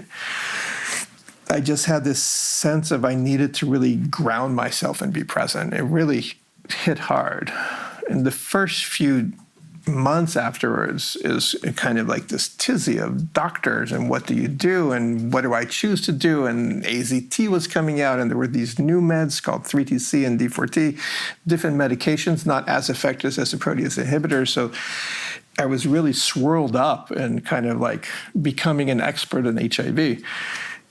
Fortunately, Erwin was with me and was probably, there's no way I could have done it without him. But at the age of 32, I had mortality staring me in the face. And I knew people that had died. I mean, you can't live in San Francisco in the gay community and not know people who have died. I mean, you would see them on the street. So it was like, but I also, I was an activist at the time. My work in the queer community was doing activism in LGBT youth rights. We used to go demonstrate. I helped write the San Francisco Unified School District's ordinance about how to change curriculum to be LGBT youth friendly. I mean, I think that's the energy that I brought to my diagnosis. It's like. So it sounds like that those years, graduating from Berkeley, meeting Erwin, discovering the queer minion, discovering the radical fairies, working with youth development and the LGBT community in the midst of the AIDS pandemic, discovering that you were infected. It sounds, from the outside, it sounds like an incredibly powerful, transformative period of time. It most definitely was. Mm-hmm. So is there any way that you can describe what your spiritual, for want of a better word, or whatever word you choose, what formative or evolutionary process took place for you it sounds like a container of fire, it's just like fire comes to mind just because of the intensity of all of it. Maybe it's not the right word, but a container, it sounds like a completely transform. If it happened to me, I would experience that as completely transformative, I guess. Yeah. In hindsight, I definitely know that those years, kind of the beginning of 94 through 95, when all of this happened, there was, I came out a different person. I mean, part of it was the HIV diagnosis. Part of it was having the fairies as a community. Like, I had people like me. I had people who were supportive, were just as wild as me and as explicit as me, and celebrating life in the middle of the pandemic. And the heart circle, where you can just be present. There's a lot to be said from sitting in a circle and learning how to speak from the heart. That's why Healing Circle so resonates. There's an authenticity at such a deep level. And I didn't necessarily have access to those points. I was very much living in my head. Cognitive linguistics is about as heady as you can get. And it just dropped me into being present. And it's kind of like I decided on a whim to go to this 10-day silent meditation retreat because I just felt like I need something to ground and hold me. I needed silence. I needed to be in nature. And all of those things happening at the same time, I think that's the beginning of doing the soul work. I mean, what you see today is definitely an outcome of those times. I think facing mortality is, it changes who you are. I think the war did it, and I think that and HIV did it. I didn't expect to live. Most gay kids don't expect to live, at least back then, until they're 40 or 50. It's just something that, when you have such deep self-oppression about your sexuality, but when you combine that with living through the HIV pandemic, you definitely did not expect that. So I did not expect that I would be here. I'm going to be turning 60 in a month, which is, I'm still not absorbing it, not because I'm afraid of the age of 60, it's just because I never expected to live this long. So there is something about going through that almost initiation into working on soul and to what is important in life. We have this one life. What are you going to do with it? I think that's Mary Oliver. You have this one precious life. What are you going to? She says it more eloquently, but that was clear to me. It's like I remember going through. It's like, well, what do I do now? So, what did you do next? That's, I think, the point where my commitment to service was solidified. I feel like doing the work at the youth, at the Jewish youth and the queer youth was more extension of the Israeli Scouts more than anything. But at that point, it's like you have one life, you have one planet, and you better do something useful with it. And from then, I always worked in different forms of service and nonprofits, and committed to being present, developing daily practices. I used to do. So was the LGBTQ center different from the LGBT work with youth? So when I did the work at Lyric, that was a youth center, and then I was hired as a consultant for a new project in San Francisco, which was the LGBT Community Center. They're two separate projects. Okay. This is what is now the San Francisco LGBT Center at Octavian Market in San Francisco. And I was the program director. They needed an executive director. I was there setting up the program, helping with what needed to kind of shape the inside of the building. I wasn't as involved in, let's say, the fundraising of the building, but they needed an interim executive director. And so I said yes for some reason. And so I was there when we opened the building. I was the interim executive director of the LGBT Center, and I stayed on for another 6 months. But that was a deal all along. I did not see myself as the director of the LGBT Center. But I was there when it opened. We were on stage with Nancy Pelosi and Willie Brown cutting the ribbon. That itself was an interesting experience. I mean, when we were setting up the center, I found myself in all these different focus groups where I was the only white boy. So I'd be in a group of, working with young people, working with the queer indigenous community, working with Black mothers, and how each of them saw what community meant. And for me, it was such a learning and unlearning of what the queer community is. So after you left being the interim executive director of the LGBT Center in San Francisco, what did you do next? I was kind of not sure what I was going to do.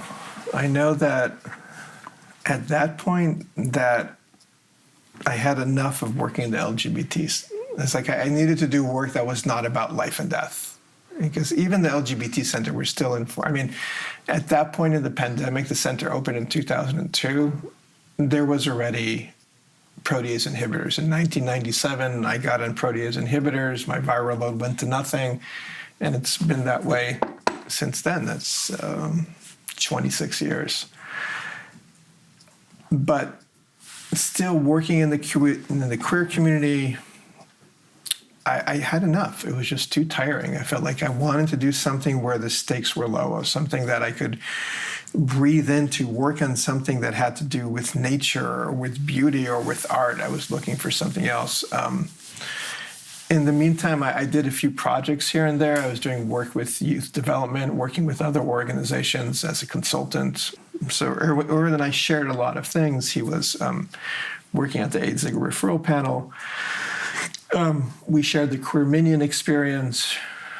Erwin was not as engaged with the fairies as I was, but I continued to stay in guard. That was still my soul community. That was my spirit community.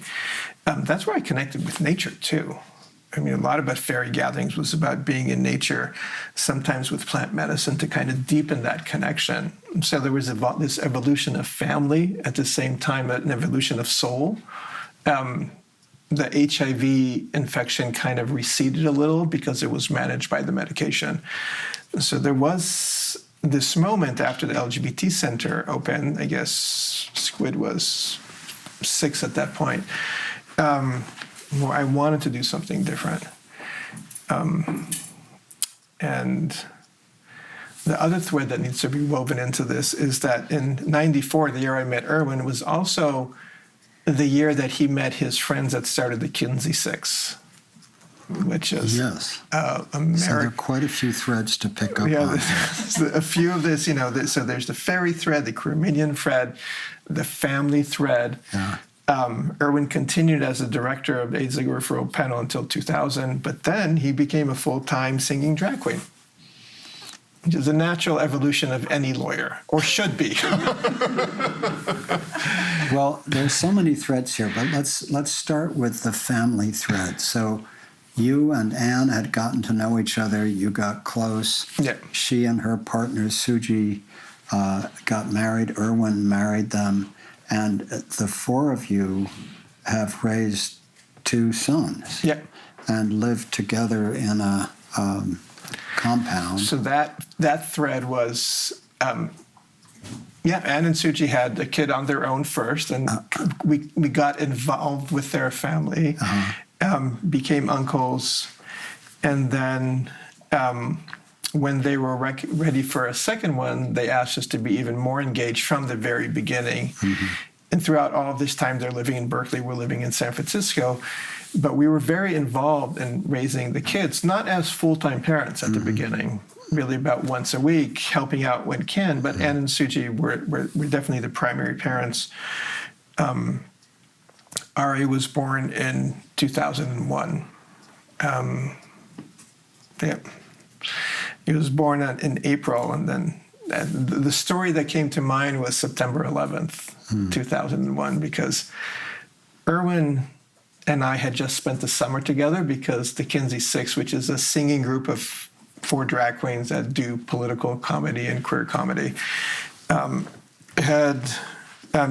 did a season in Provincetown. We spent the summer together, and Erwin stayed on because they were going to open a show at Studio 54. It was going to be an off-Broadway run. It was supposed to open, I forget the date, but it was October 2001.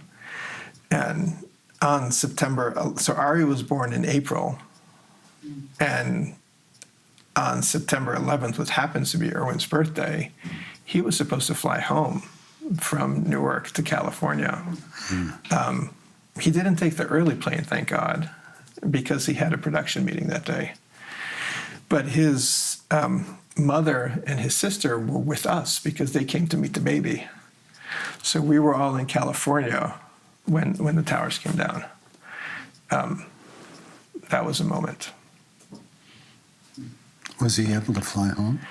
It took another week or so. Yeah. The production meeting, I'm sure he'll remember that one of the people in the office, his wife was in the building, so they were holding that on top of being in Manhattan at the same time. And I was still at the LGBT Center. I remember being at the office and getting the phone call, and on one hand, needing to care for his mother and his sister who are there to meet the baby, and it's his birthday, and holding him in the same space. I knew he was okay. But that came up. And the thing is that those kind of acts of violence are familiar to me. When you grow up in Israel, you learn how to live with that. You learn how to, 82 may have been the only war I was in, but I lived there in 73 during the Yom Kippur War. I lived there in 77 during the Litani operation. Wars are something you don't get used to it. But those kind of moments, I know where I go in my body when that happens. Where do you go? It's about it's about you force yourself to be strong. You don't give in to the pain. You don't cry. You just this is what I'm going to do. This is the first reaction, is to hold yourself together because you have no choice.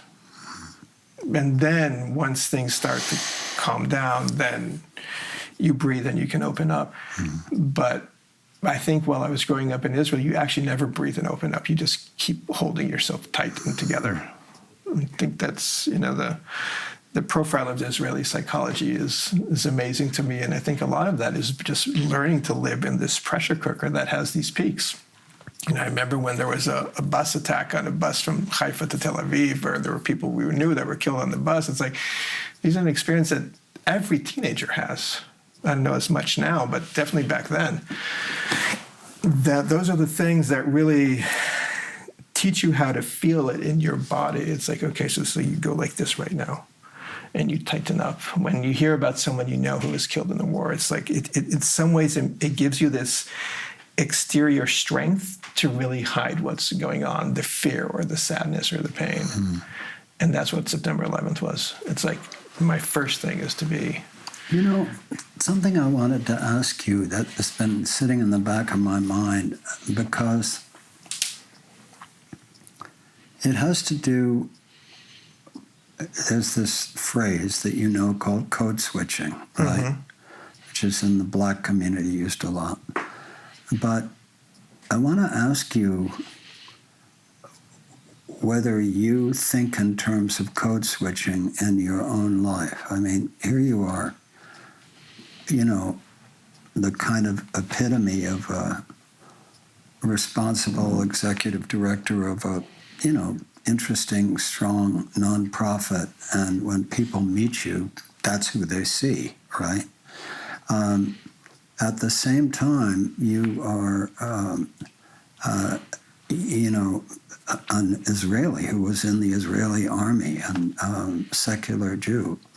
And then you are part of a very extraordinary gay cultural phenomenon of the queer minyan, the radical fairies, and Erwin, who's a rabbi, is also spent decades, right, as part of a transvestite a cappella group, the Kenzie Six, which I've listened to a lot of their songs on YouTube, and they're extraordinarily gifted. I mean, and they've had quite a cultural influence. They've traveled all over the country, I think all over the world, right? So I guess what my question is how do you hold all these different identities? And to what degree do you sort of consciously code switch into different cultures? Or to what degree does it just feel fairly seamless and not a lot of code switching? I think that has changed over time. I think I don't code switch that much anymore. 20, 30 years ago, it might have been different. But I would say that I think who I am now at home, at Commonweal, I think that it's starting to be, I don't think it's starting, I think it's the same person. It still does happen. I was at a wedding in Los Angeles last weekend with my mother's family. There is definitely acting going on. But I don't know if that's code switching. That is really, it's like, okay, you're in this completely different world than what I'm used to. I'll play by these rules.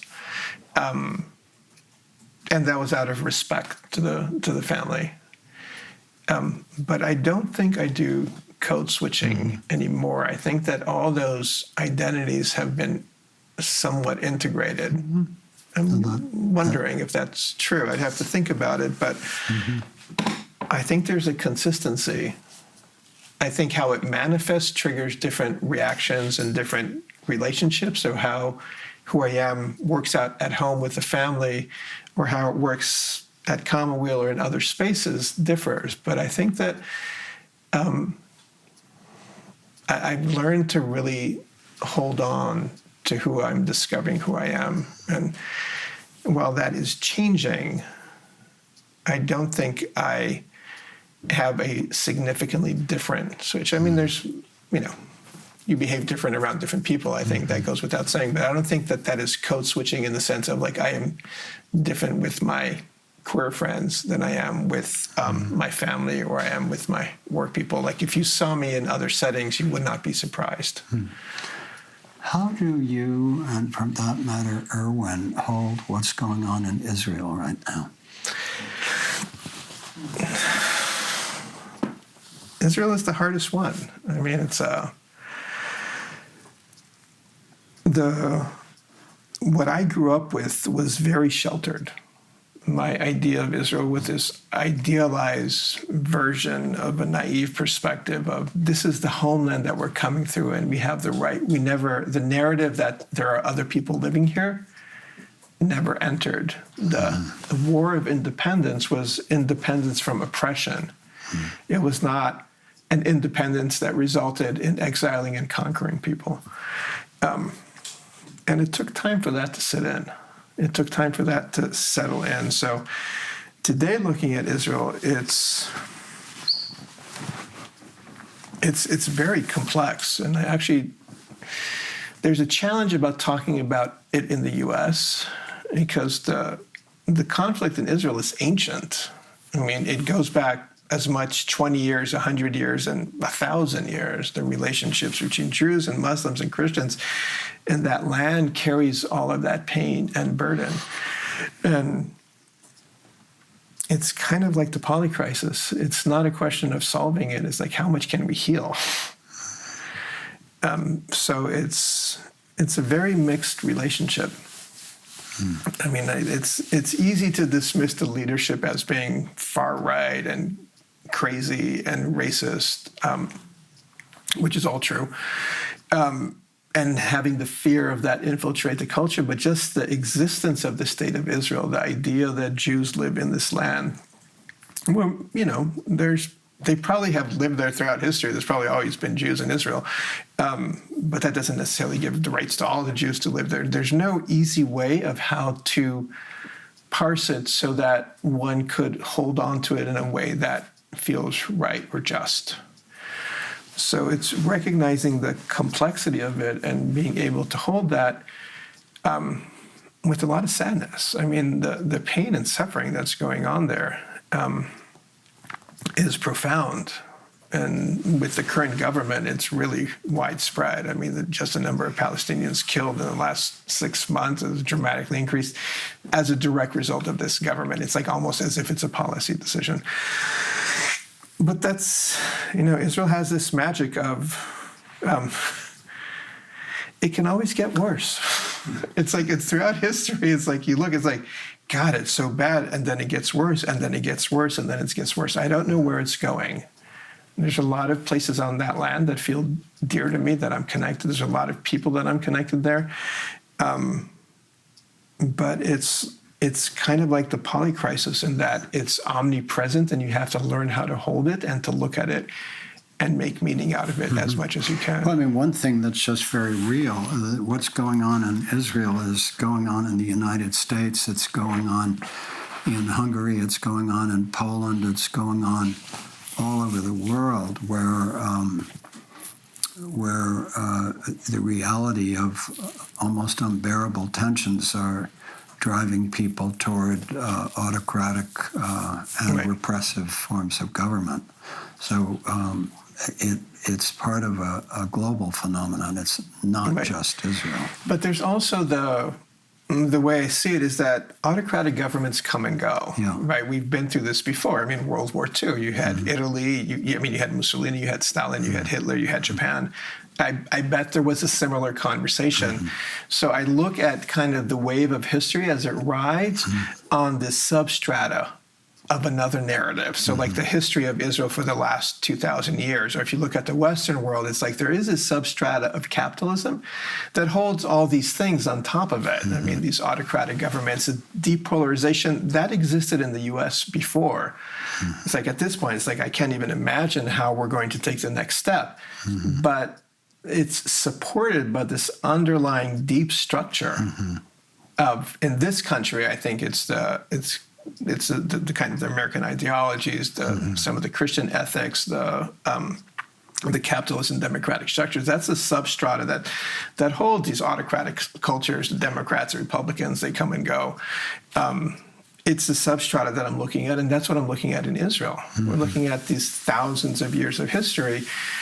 I have spoken to friends who say that, like friends that are not Jewish that live in Israel, who say, well, you Jews, you're just the conquerors for now. Somebody else is going to come along, because the history has been that it comes and goes, and the olive trees keep on living. The country, the land is going to stay there. The dancing of our humans in our short lifespans are the dancing on top of this really deep structure. And that's the one that I have to figure out how to hold. And in Israel, it's complicated. To say the least.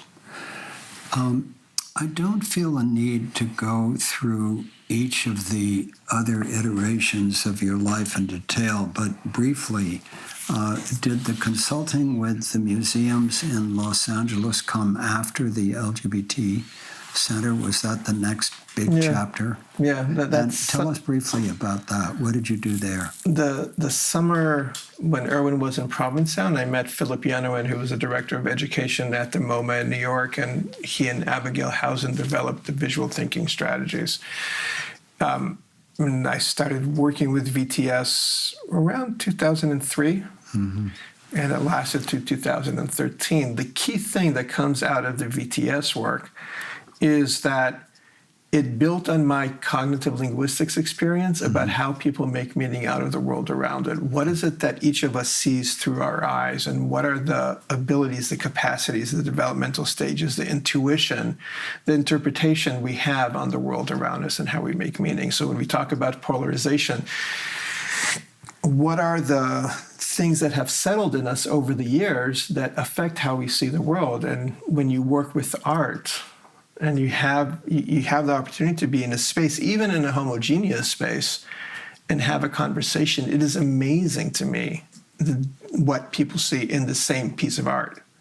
You know, art is special in that it gives permission. There's not many things that allow ambiguity, that allow creativity.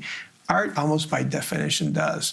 So VTS opened my eyes to, coming from a world which was about activism and in some ways dogma, to understanding that each pair of eyes has a different experience in the world.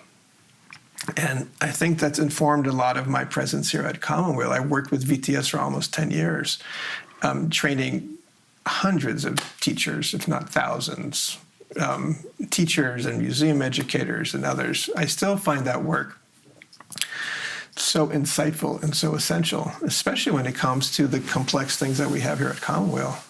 So, and I watched you, actually, my first big exposure to VTS was when you did that presentation for the foundation group that Jean Evans invited you to do. And I've watched you do these things.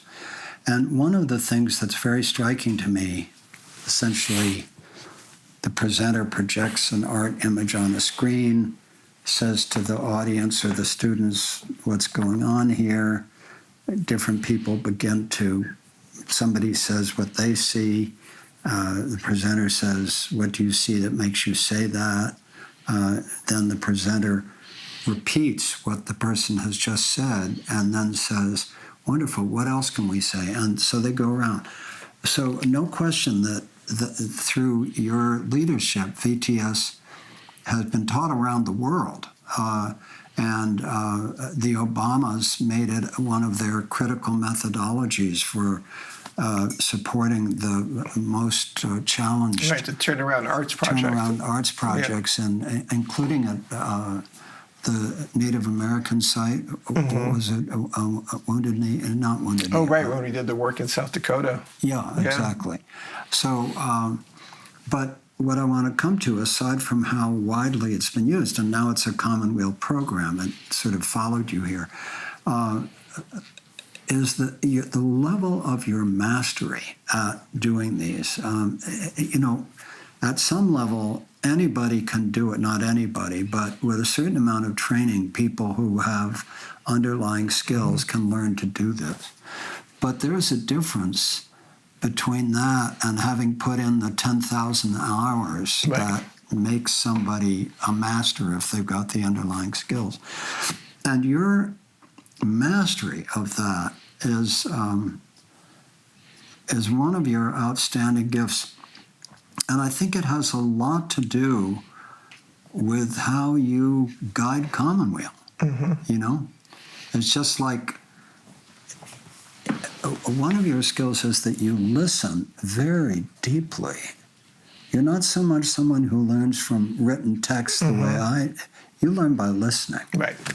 And meanwhile, while you're listening, you're either drawing these little intricate things with a pen in your notebook, or you're making little cranes, little paper cranes.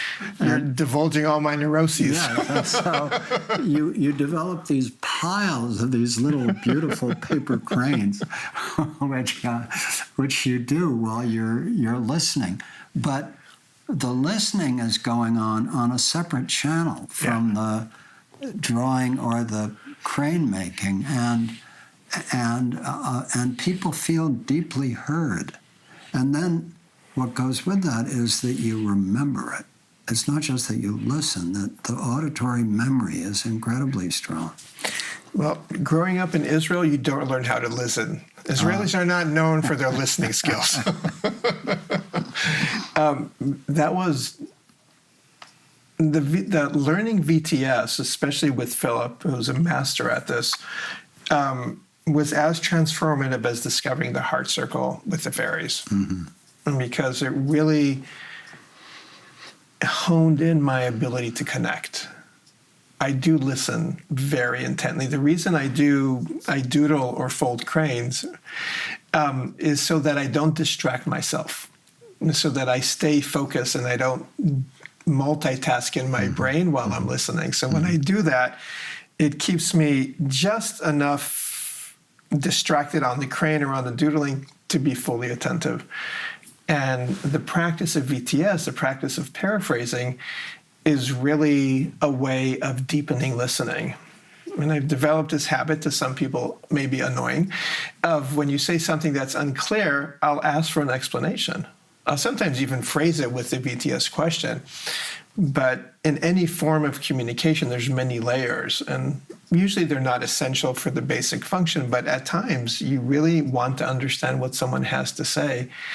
And that does give someone a sense that they want to be heard, because I really want to know what they mean, especially if it's something that's important or something that's relevant or personal. It's like I really want to understand it. And if I don't understand it, it's an opportunity to kind of allow that form of being together. So it is something that, it is a practice. I mean, a lot of the things you talked about VTS, by the way, happened after. So I led VTS in 2013. They've had different leadership that has done amazing work over the last 10 years. But I still feel it being as much a part of me, even though I'm not engaged with it much anymore, kind of like the fairies. Mm-hmm. They're still present of how I carry myself in the world. And the skill of listening for it's a sign of respect, and it's a sign of kindness. As we do the last segment, you mentioned in the Radical Fairies group that not only was it nature but also plant medicine, and you've been exploring plant medicine, and from what you've said to me, it's been another source of important opening for you. Could you say more about the impact of plant medicine? Could I say more? Yeah.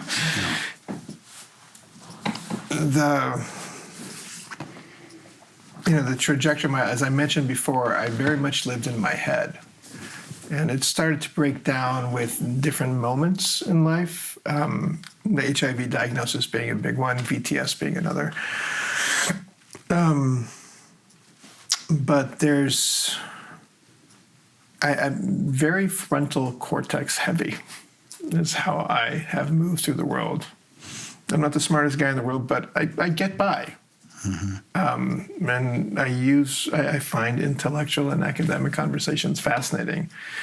My initial academic work in linguistics was about meaning, which is actually a deep, soulful, spiritual concept, but it was done through the academic lens. It was done in creating forms and structures, understanding metaphors, working with George Lakoff, studying with him. But the frontal cortex was the first sieve that I saw the world through. So like everything got filtered that way. So the moments that broke through that, like the heart circle, are always moments when I feel that I come more alive. So those different code switching that we talked about before, some of that has come because different forms of plant medicine help, I wouldn't say disable the frontal cortex, but definitely allows you to peek to what's behind. And I've had some experiences where it has been profound in making embodied some of this knowing, that it wasn't necessarily what I have studied and I have read, but it's a deeper knowing. So through some, I mean, it's not that I do it that much, but I do it enough that I have gone back in time in lineages and been able to ask questions that were theoretical in a very real way. Like, I think I shared with you once of this experience of going back in the timeline until the days of Abraham, kind of, and restructuring the sacrifice of Isaac. Instead of Abraham saying, yes, I will sacrifice my son, my one and only son. I don't know the words in English. I have it memorized in Hebrew. How does it go in Hebrew? Bincha yechidcha, asher ahavta, that you have loved. We studied Bible throughout all of our education, an hour every day. And in this journey, I went back to that moment, which is where monotheism was born, right? This is Abraham saying, I am committing myself to this one God, and I'm going to follow his order of sacrificing my son. And in my vision, Abraham said to God, no, I'm not going to do that. Which means that monotheism was never born, or at least this version of it, right? So it's like having that experience. What would be the world in which we don't have to have the separation between the divine and between divine, human, and earth, that it's all, that we don't have to have a dualistic analysis, but that we're part of it, which comes back to my connection with nature. Right? I knew there was a connection with nature. To me, my spiritual path is literally a physically path that you walk upon, that you connect with the earth, you connect with the universe. And monotheism brought a lot of things to the world. I'm not here to judge what's good or bad, but it definitely created a separation. And kind of that journey allowed me to go back and feel what it would be if we had a different kind of existence. What would be the world that we're in? So there has been, in a sense, an awakening that happens because of that. And I think, in some ways, it would have been nice to have access to that when I was diagnosed with HIV. And because dealing with end of life at the age of 32, my only context to that was war, where people were killed. But living in a pandemic, I think that would have provided some access to something that would have made my life. I could have, instead of going into this manic, studying everything, doing what I need to do, I could have entered it with awareness. I don't know if with grace, that might be pushing it.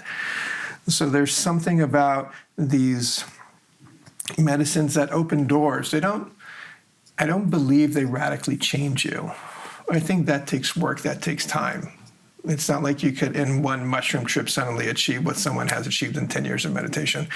But it opens doors, it provides access, it gives you a glimpse. It creates an awareness that then you could follow or not. God knows that if substances change who we are, the world would be a different place. But one, I guess, could say that about meditation and yoga, too. It's like if meditation and yoga really change everything who you are, the world would be a different place. But once again, it's within a context. It's like you need to follow up on your contemplative practice. What does it mean to be in service of the world? Being aware of the world is the first step. But what is our role here? What is our function? What is the community that we're part of? Just meditating every day is not the answer, in the same way that practicing plant medicine is not the answer. They provide access. So there are moments when they have opened doors that I've walked through that allowed me to do the work afterwards. But I really see what grounds me in the world is my daily practice.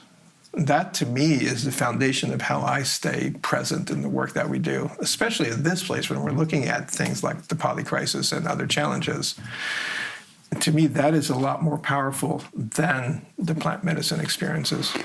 You just mentioned your daily practice, and I'm grateful you did, because one of the changes I watched you go through was how you were in your early years at Commonweal, and then with your friend, extraordinary Greg Sachs, traditional Chinese medicine practitioner, you developed a practice that, as you described it, and I watched it, had a profound impact. Could you say more about that?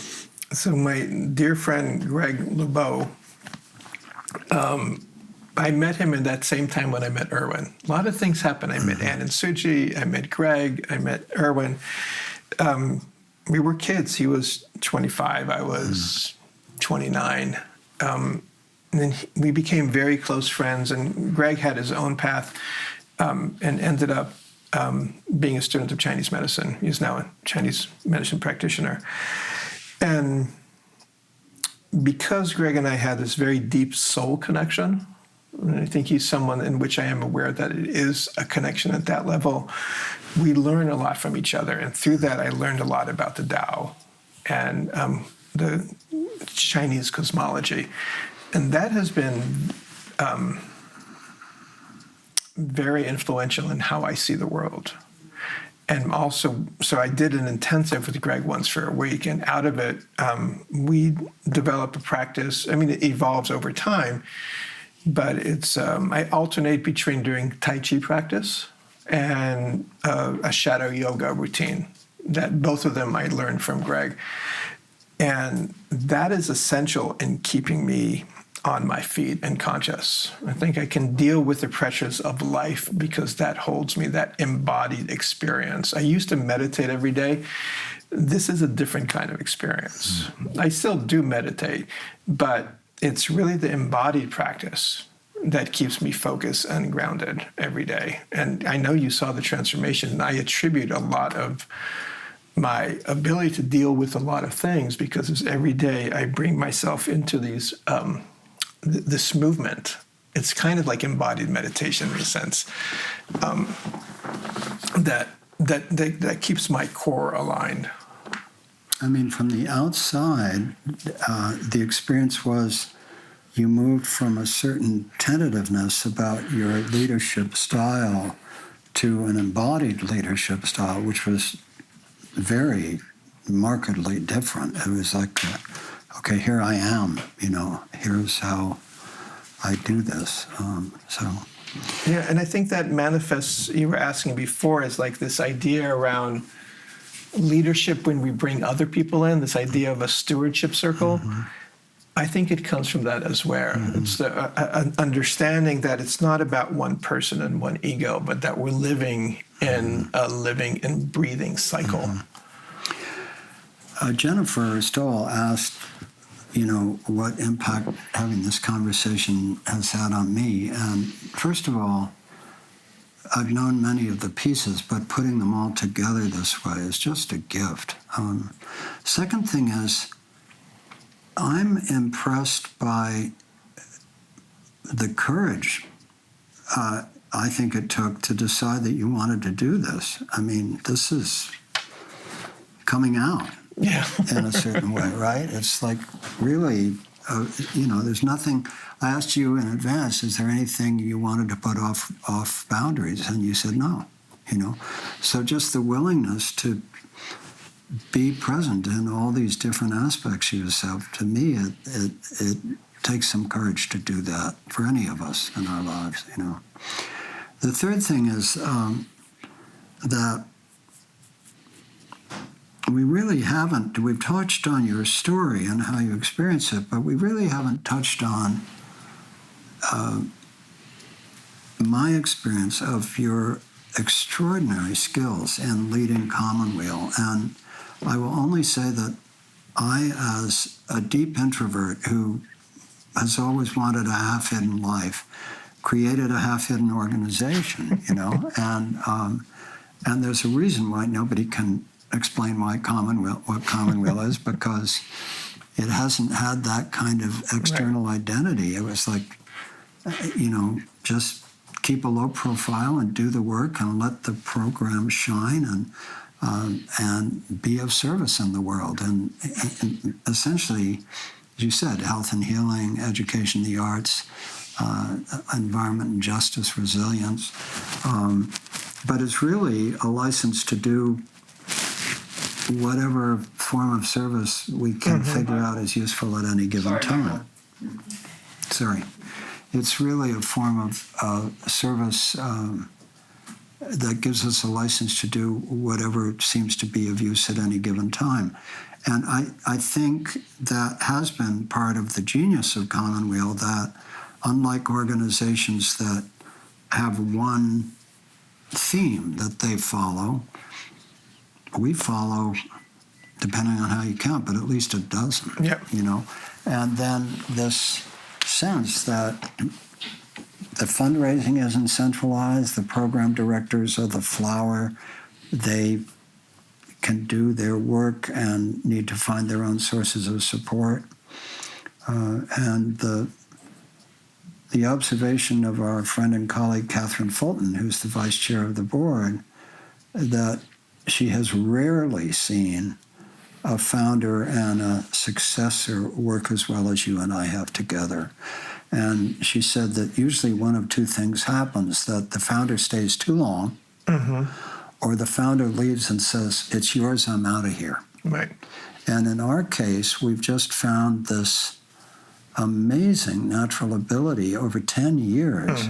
And honestly, I don't think we've had a single serious disagreement in 10 years. You know, we've had... There have been disagreements, but none of them critical. But it's not, you know, not a matter of life and death. Right. Usually it ended up me apologizing for something. It was not even near life and death. One of my specialties is to do stuff and then apologize for it. But to me, my experience is one of the greatest gifts that Commonweal's had is your willingness to come here and to lead it. And I'm also very struck by the recognition, which I sensed before, that you've really never sought the leadership positions, that they come to you. And that's a very specific style of leadership, because it's not driven by a need for power. Or the need for power is not the primary thing. It's like you come into an organization and you come in at the start in some non-top leadership role, and then people recognize your particular gifts. I think part of the reason you're trusted is that it's at some level apparent that it wasn't an ego trip, you know. I think that's and true. So just for me, at age 80, as you turn 60, the ability to have a sense that once again, Commonweal is reinventing itself. And that I was actually thinking about it because I'm working on trying to recover the history of the last 48 years and reading the first prospectuses that I wrote in January of 1976 when it was just the beginning of the thought, and then November when I'd formed the various boards and it was beginning to be more. And I looked at them, and this was actually challenging for me. I looked at them, and on the one hand, I saw that the core idea of Commonweal has survived for 47 years. On the other hand, the content of what preoccupied me at that point seemed so far away to me, you know. And then I think about, I think two things happen with organizations I've been involved with, not just this one, but others where I've been around for long enough to witness it. Either the container remains useful, but the content changes, or the container collapses, but other people pick up the core themes that were being explored through that container. And so I thought about that, and Commonweal's a container that's been sustained, and some very deep core themes have been sustained. But then I realized because I'm a writer, I'm not all that proud of the things I've written over 47 years. A few of them have some light. But what I'm grateful for is the community, and it's a community that's been dedicated to the common weal, the well-being of the community. Right.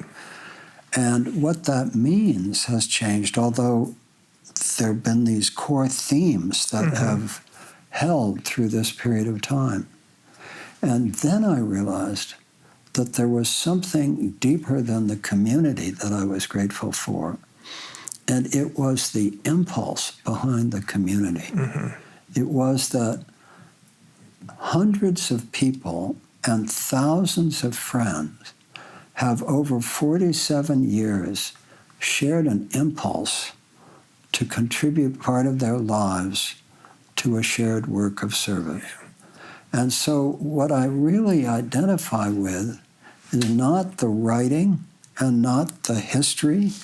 And I'm grateful that this theme of healing ourselves and healing the planet or healing the earth proved productive. And I'm grateful that work with kids, work with cancer, work with the environment, the new school, different themes have proved productive. I'm grateful that the strategies of allowing projects to rise and fall, the idea that people have to, raise their own money and can do their own work. I'm grateful for the themes of kindness and service as core themes.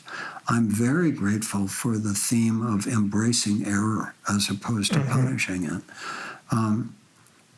But what I discover I'm most grateful for is to have participated in an impulse that created a community that still seems to be of service with a whole new set of generations. And so for me, that's what I'm grateful for, And for you to have shown up, this idea that the right people show up, and for you to have shown up, and for us to have we took a year at least to think about whether this was right for you and right for me. And that poem, famous by Naomi Shihab Nye, I think the line is more like, she gives all these different examples of people who are famous in different ways, But she says, I want to be famous to the children with sticky fingers who smile as they're crossing the street as the one who smiled back. She says, I want to be famous the way a pulley or a buttonhole is famous, not because of them being great, but because they never forgot what they could do, And that was the poem. When you asked me why me, and I read you that poem, and it was about, and I think we shared that we wanted to be famous, as the one who smiled back with the kids with sticky fingers, or as the buttonhole or the pulley, not for some big, expensive reason, but because we never forgot what we could do. And I just think that part of Commonweal, along with kindness and a commitment to service and consciousness, or whatever you want to call wisdom, that part of it at some deep level is that we haven't forgot what we can do. We don't need to be some big deal, but we've never forgotten what we can do. And that willingness to function at that level, I do call it, with Emerson, with T.S. Eliot, I call it humility. Humility is a tricky word, the way wisdom's a tricky word. But there's something about not forgetting what we can do. And here we are, 47 years later, doing it together. And I really couldn't be more grateful. So, any last reflection? when you started, you asked me to describe what Commonweal was, and the first words were community. And to me, that says a lot, right? So we're part of the same community. I don't refer to you as my teacher or as my guru, and hesitantly maybe as a mentor, because it feels like we're sharing community. Absolutely. And I'm hoping that is a value that can reverberate. It's not that we need to lead with ego. It's not that we're looking to conquer or scale. Being a buttonhole is sufficient. Yeah. Oren Slozberg, thank you for being with me at the new school. Thank you, Dr. Lerner. Yeah. Thank you all. Are we done? We're done. Don't take it, don't take it, don't take it, don't take it, don't take it, don't take it, don't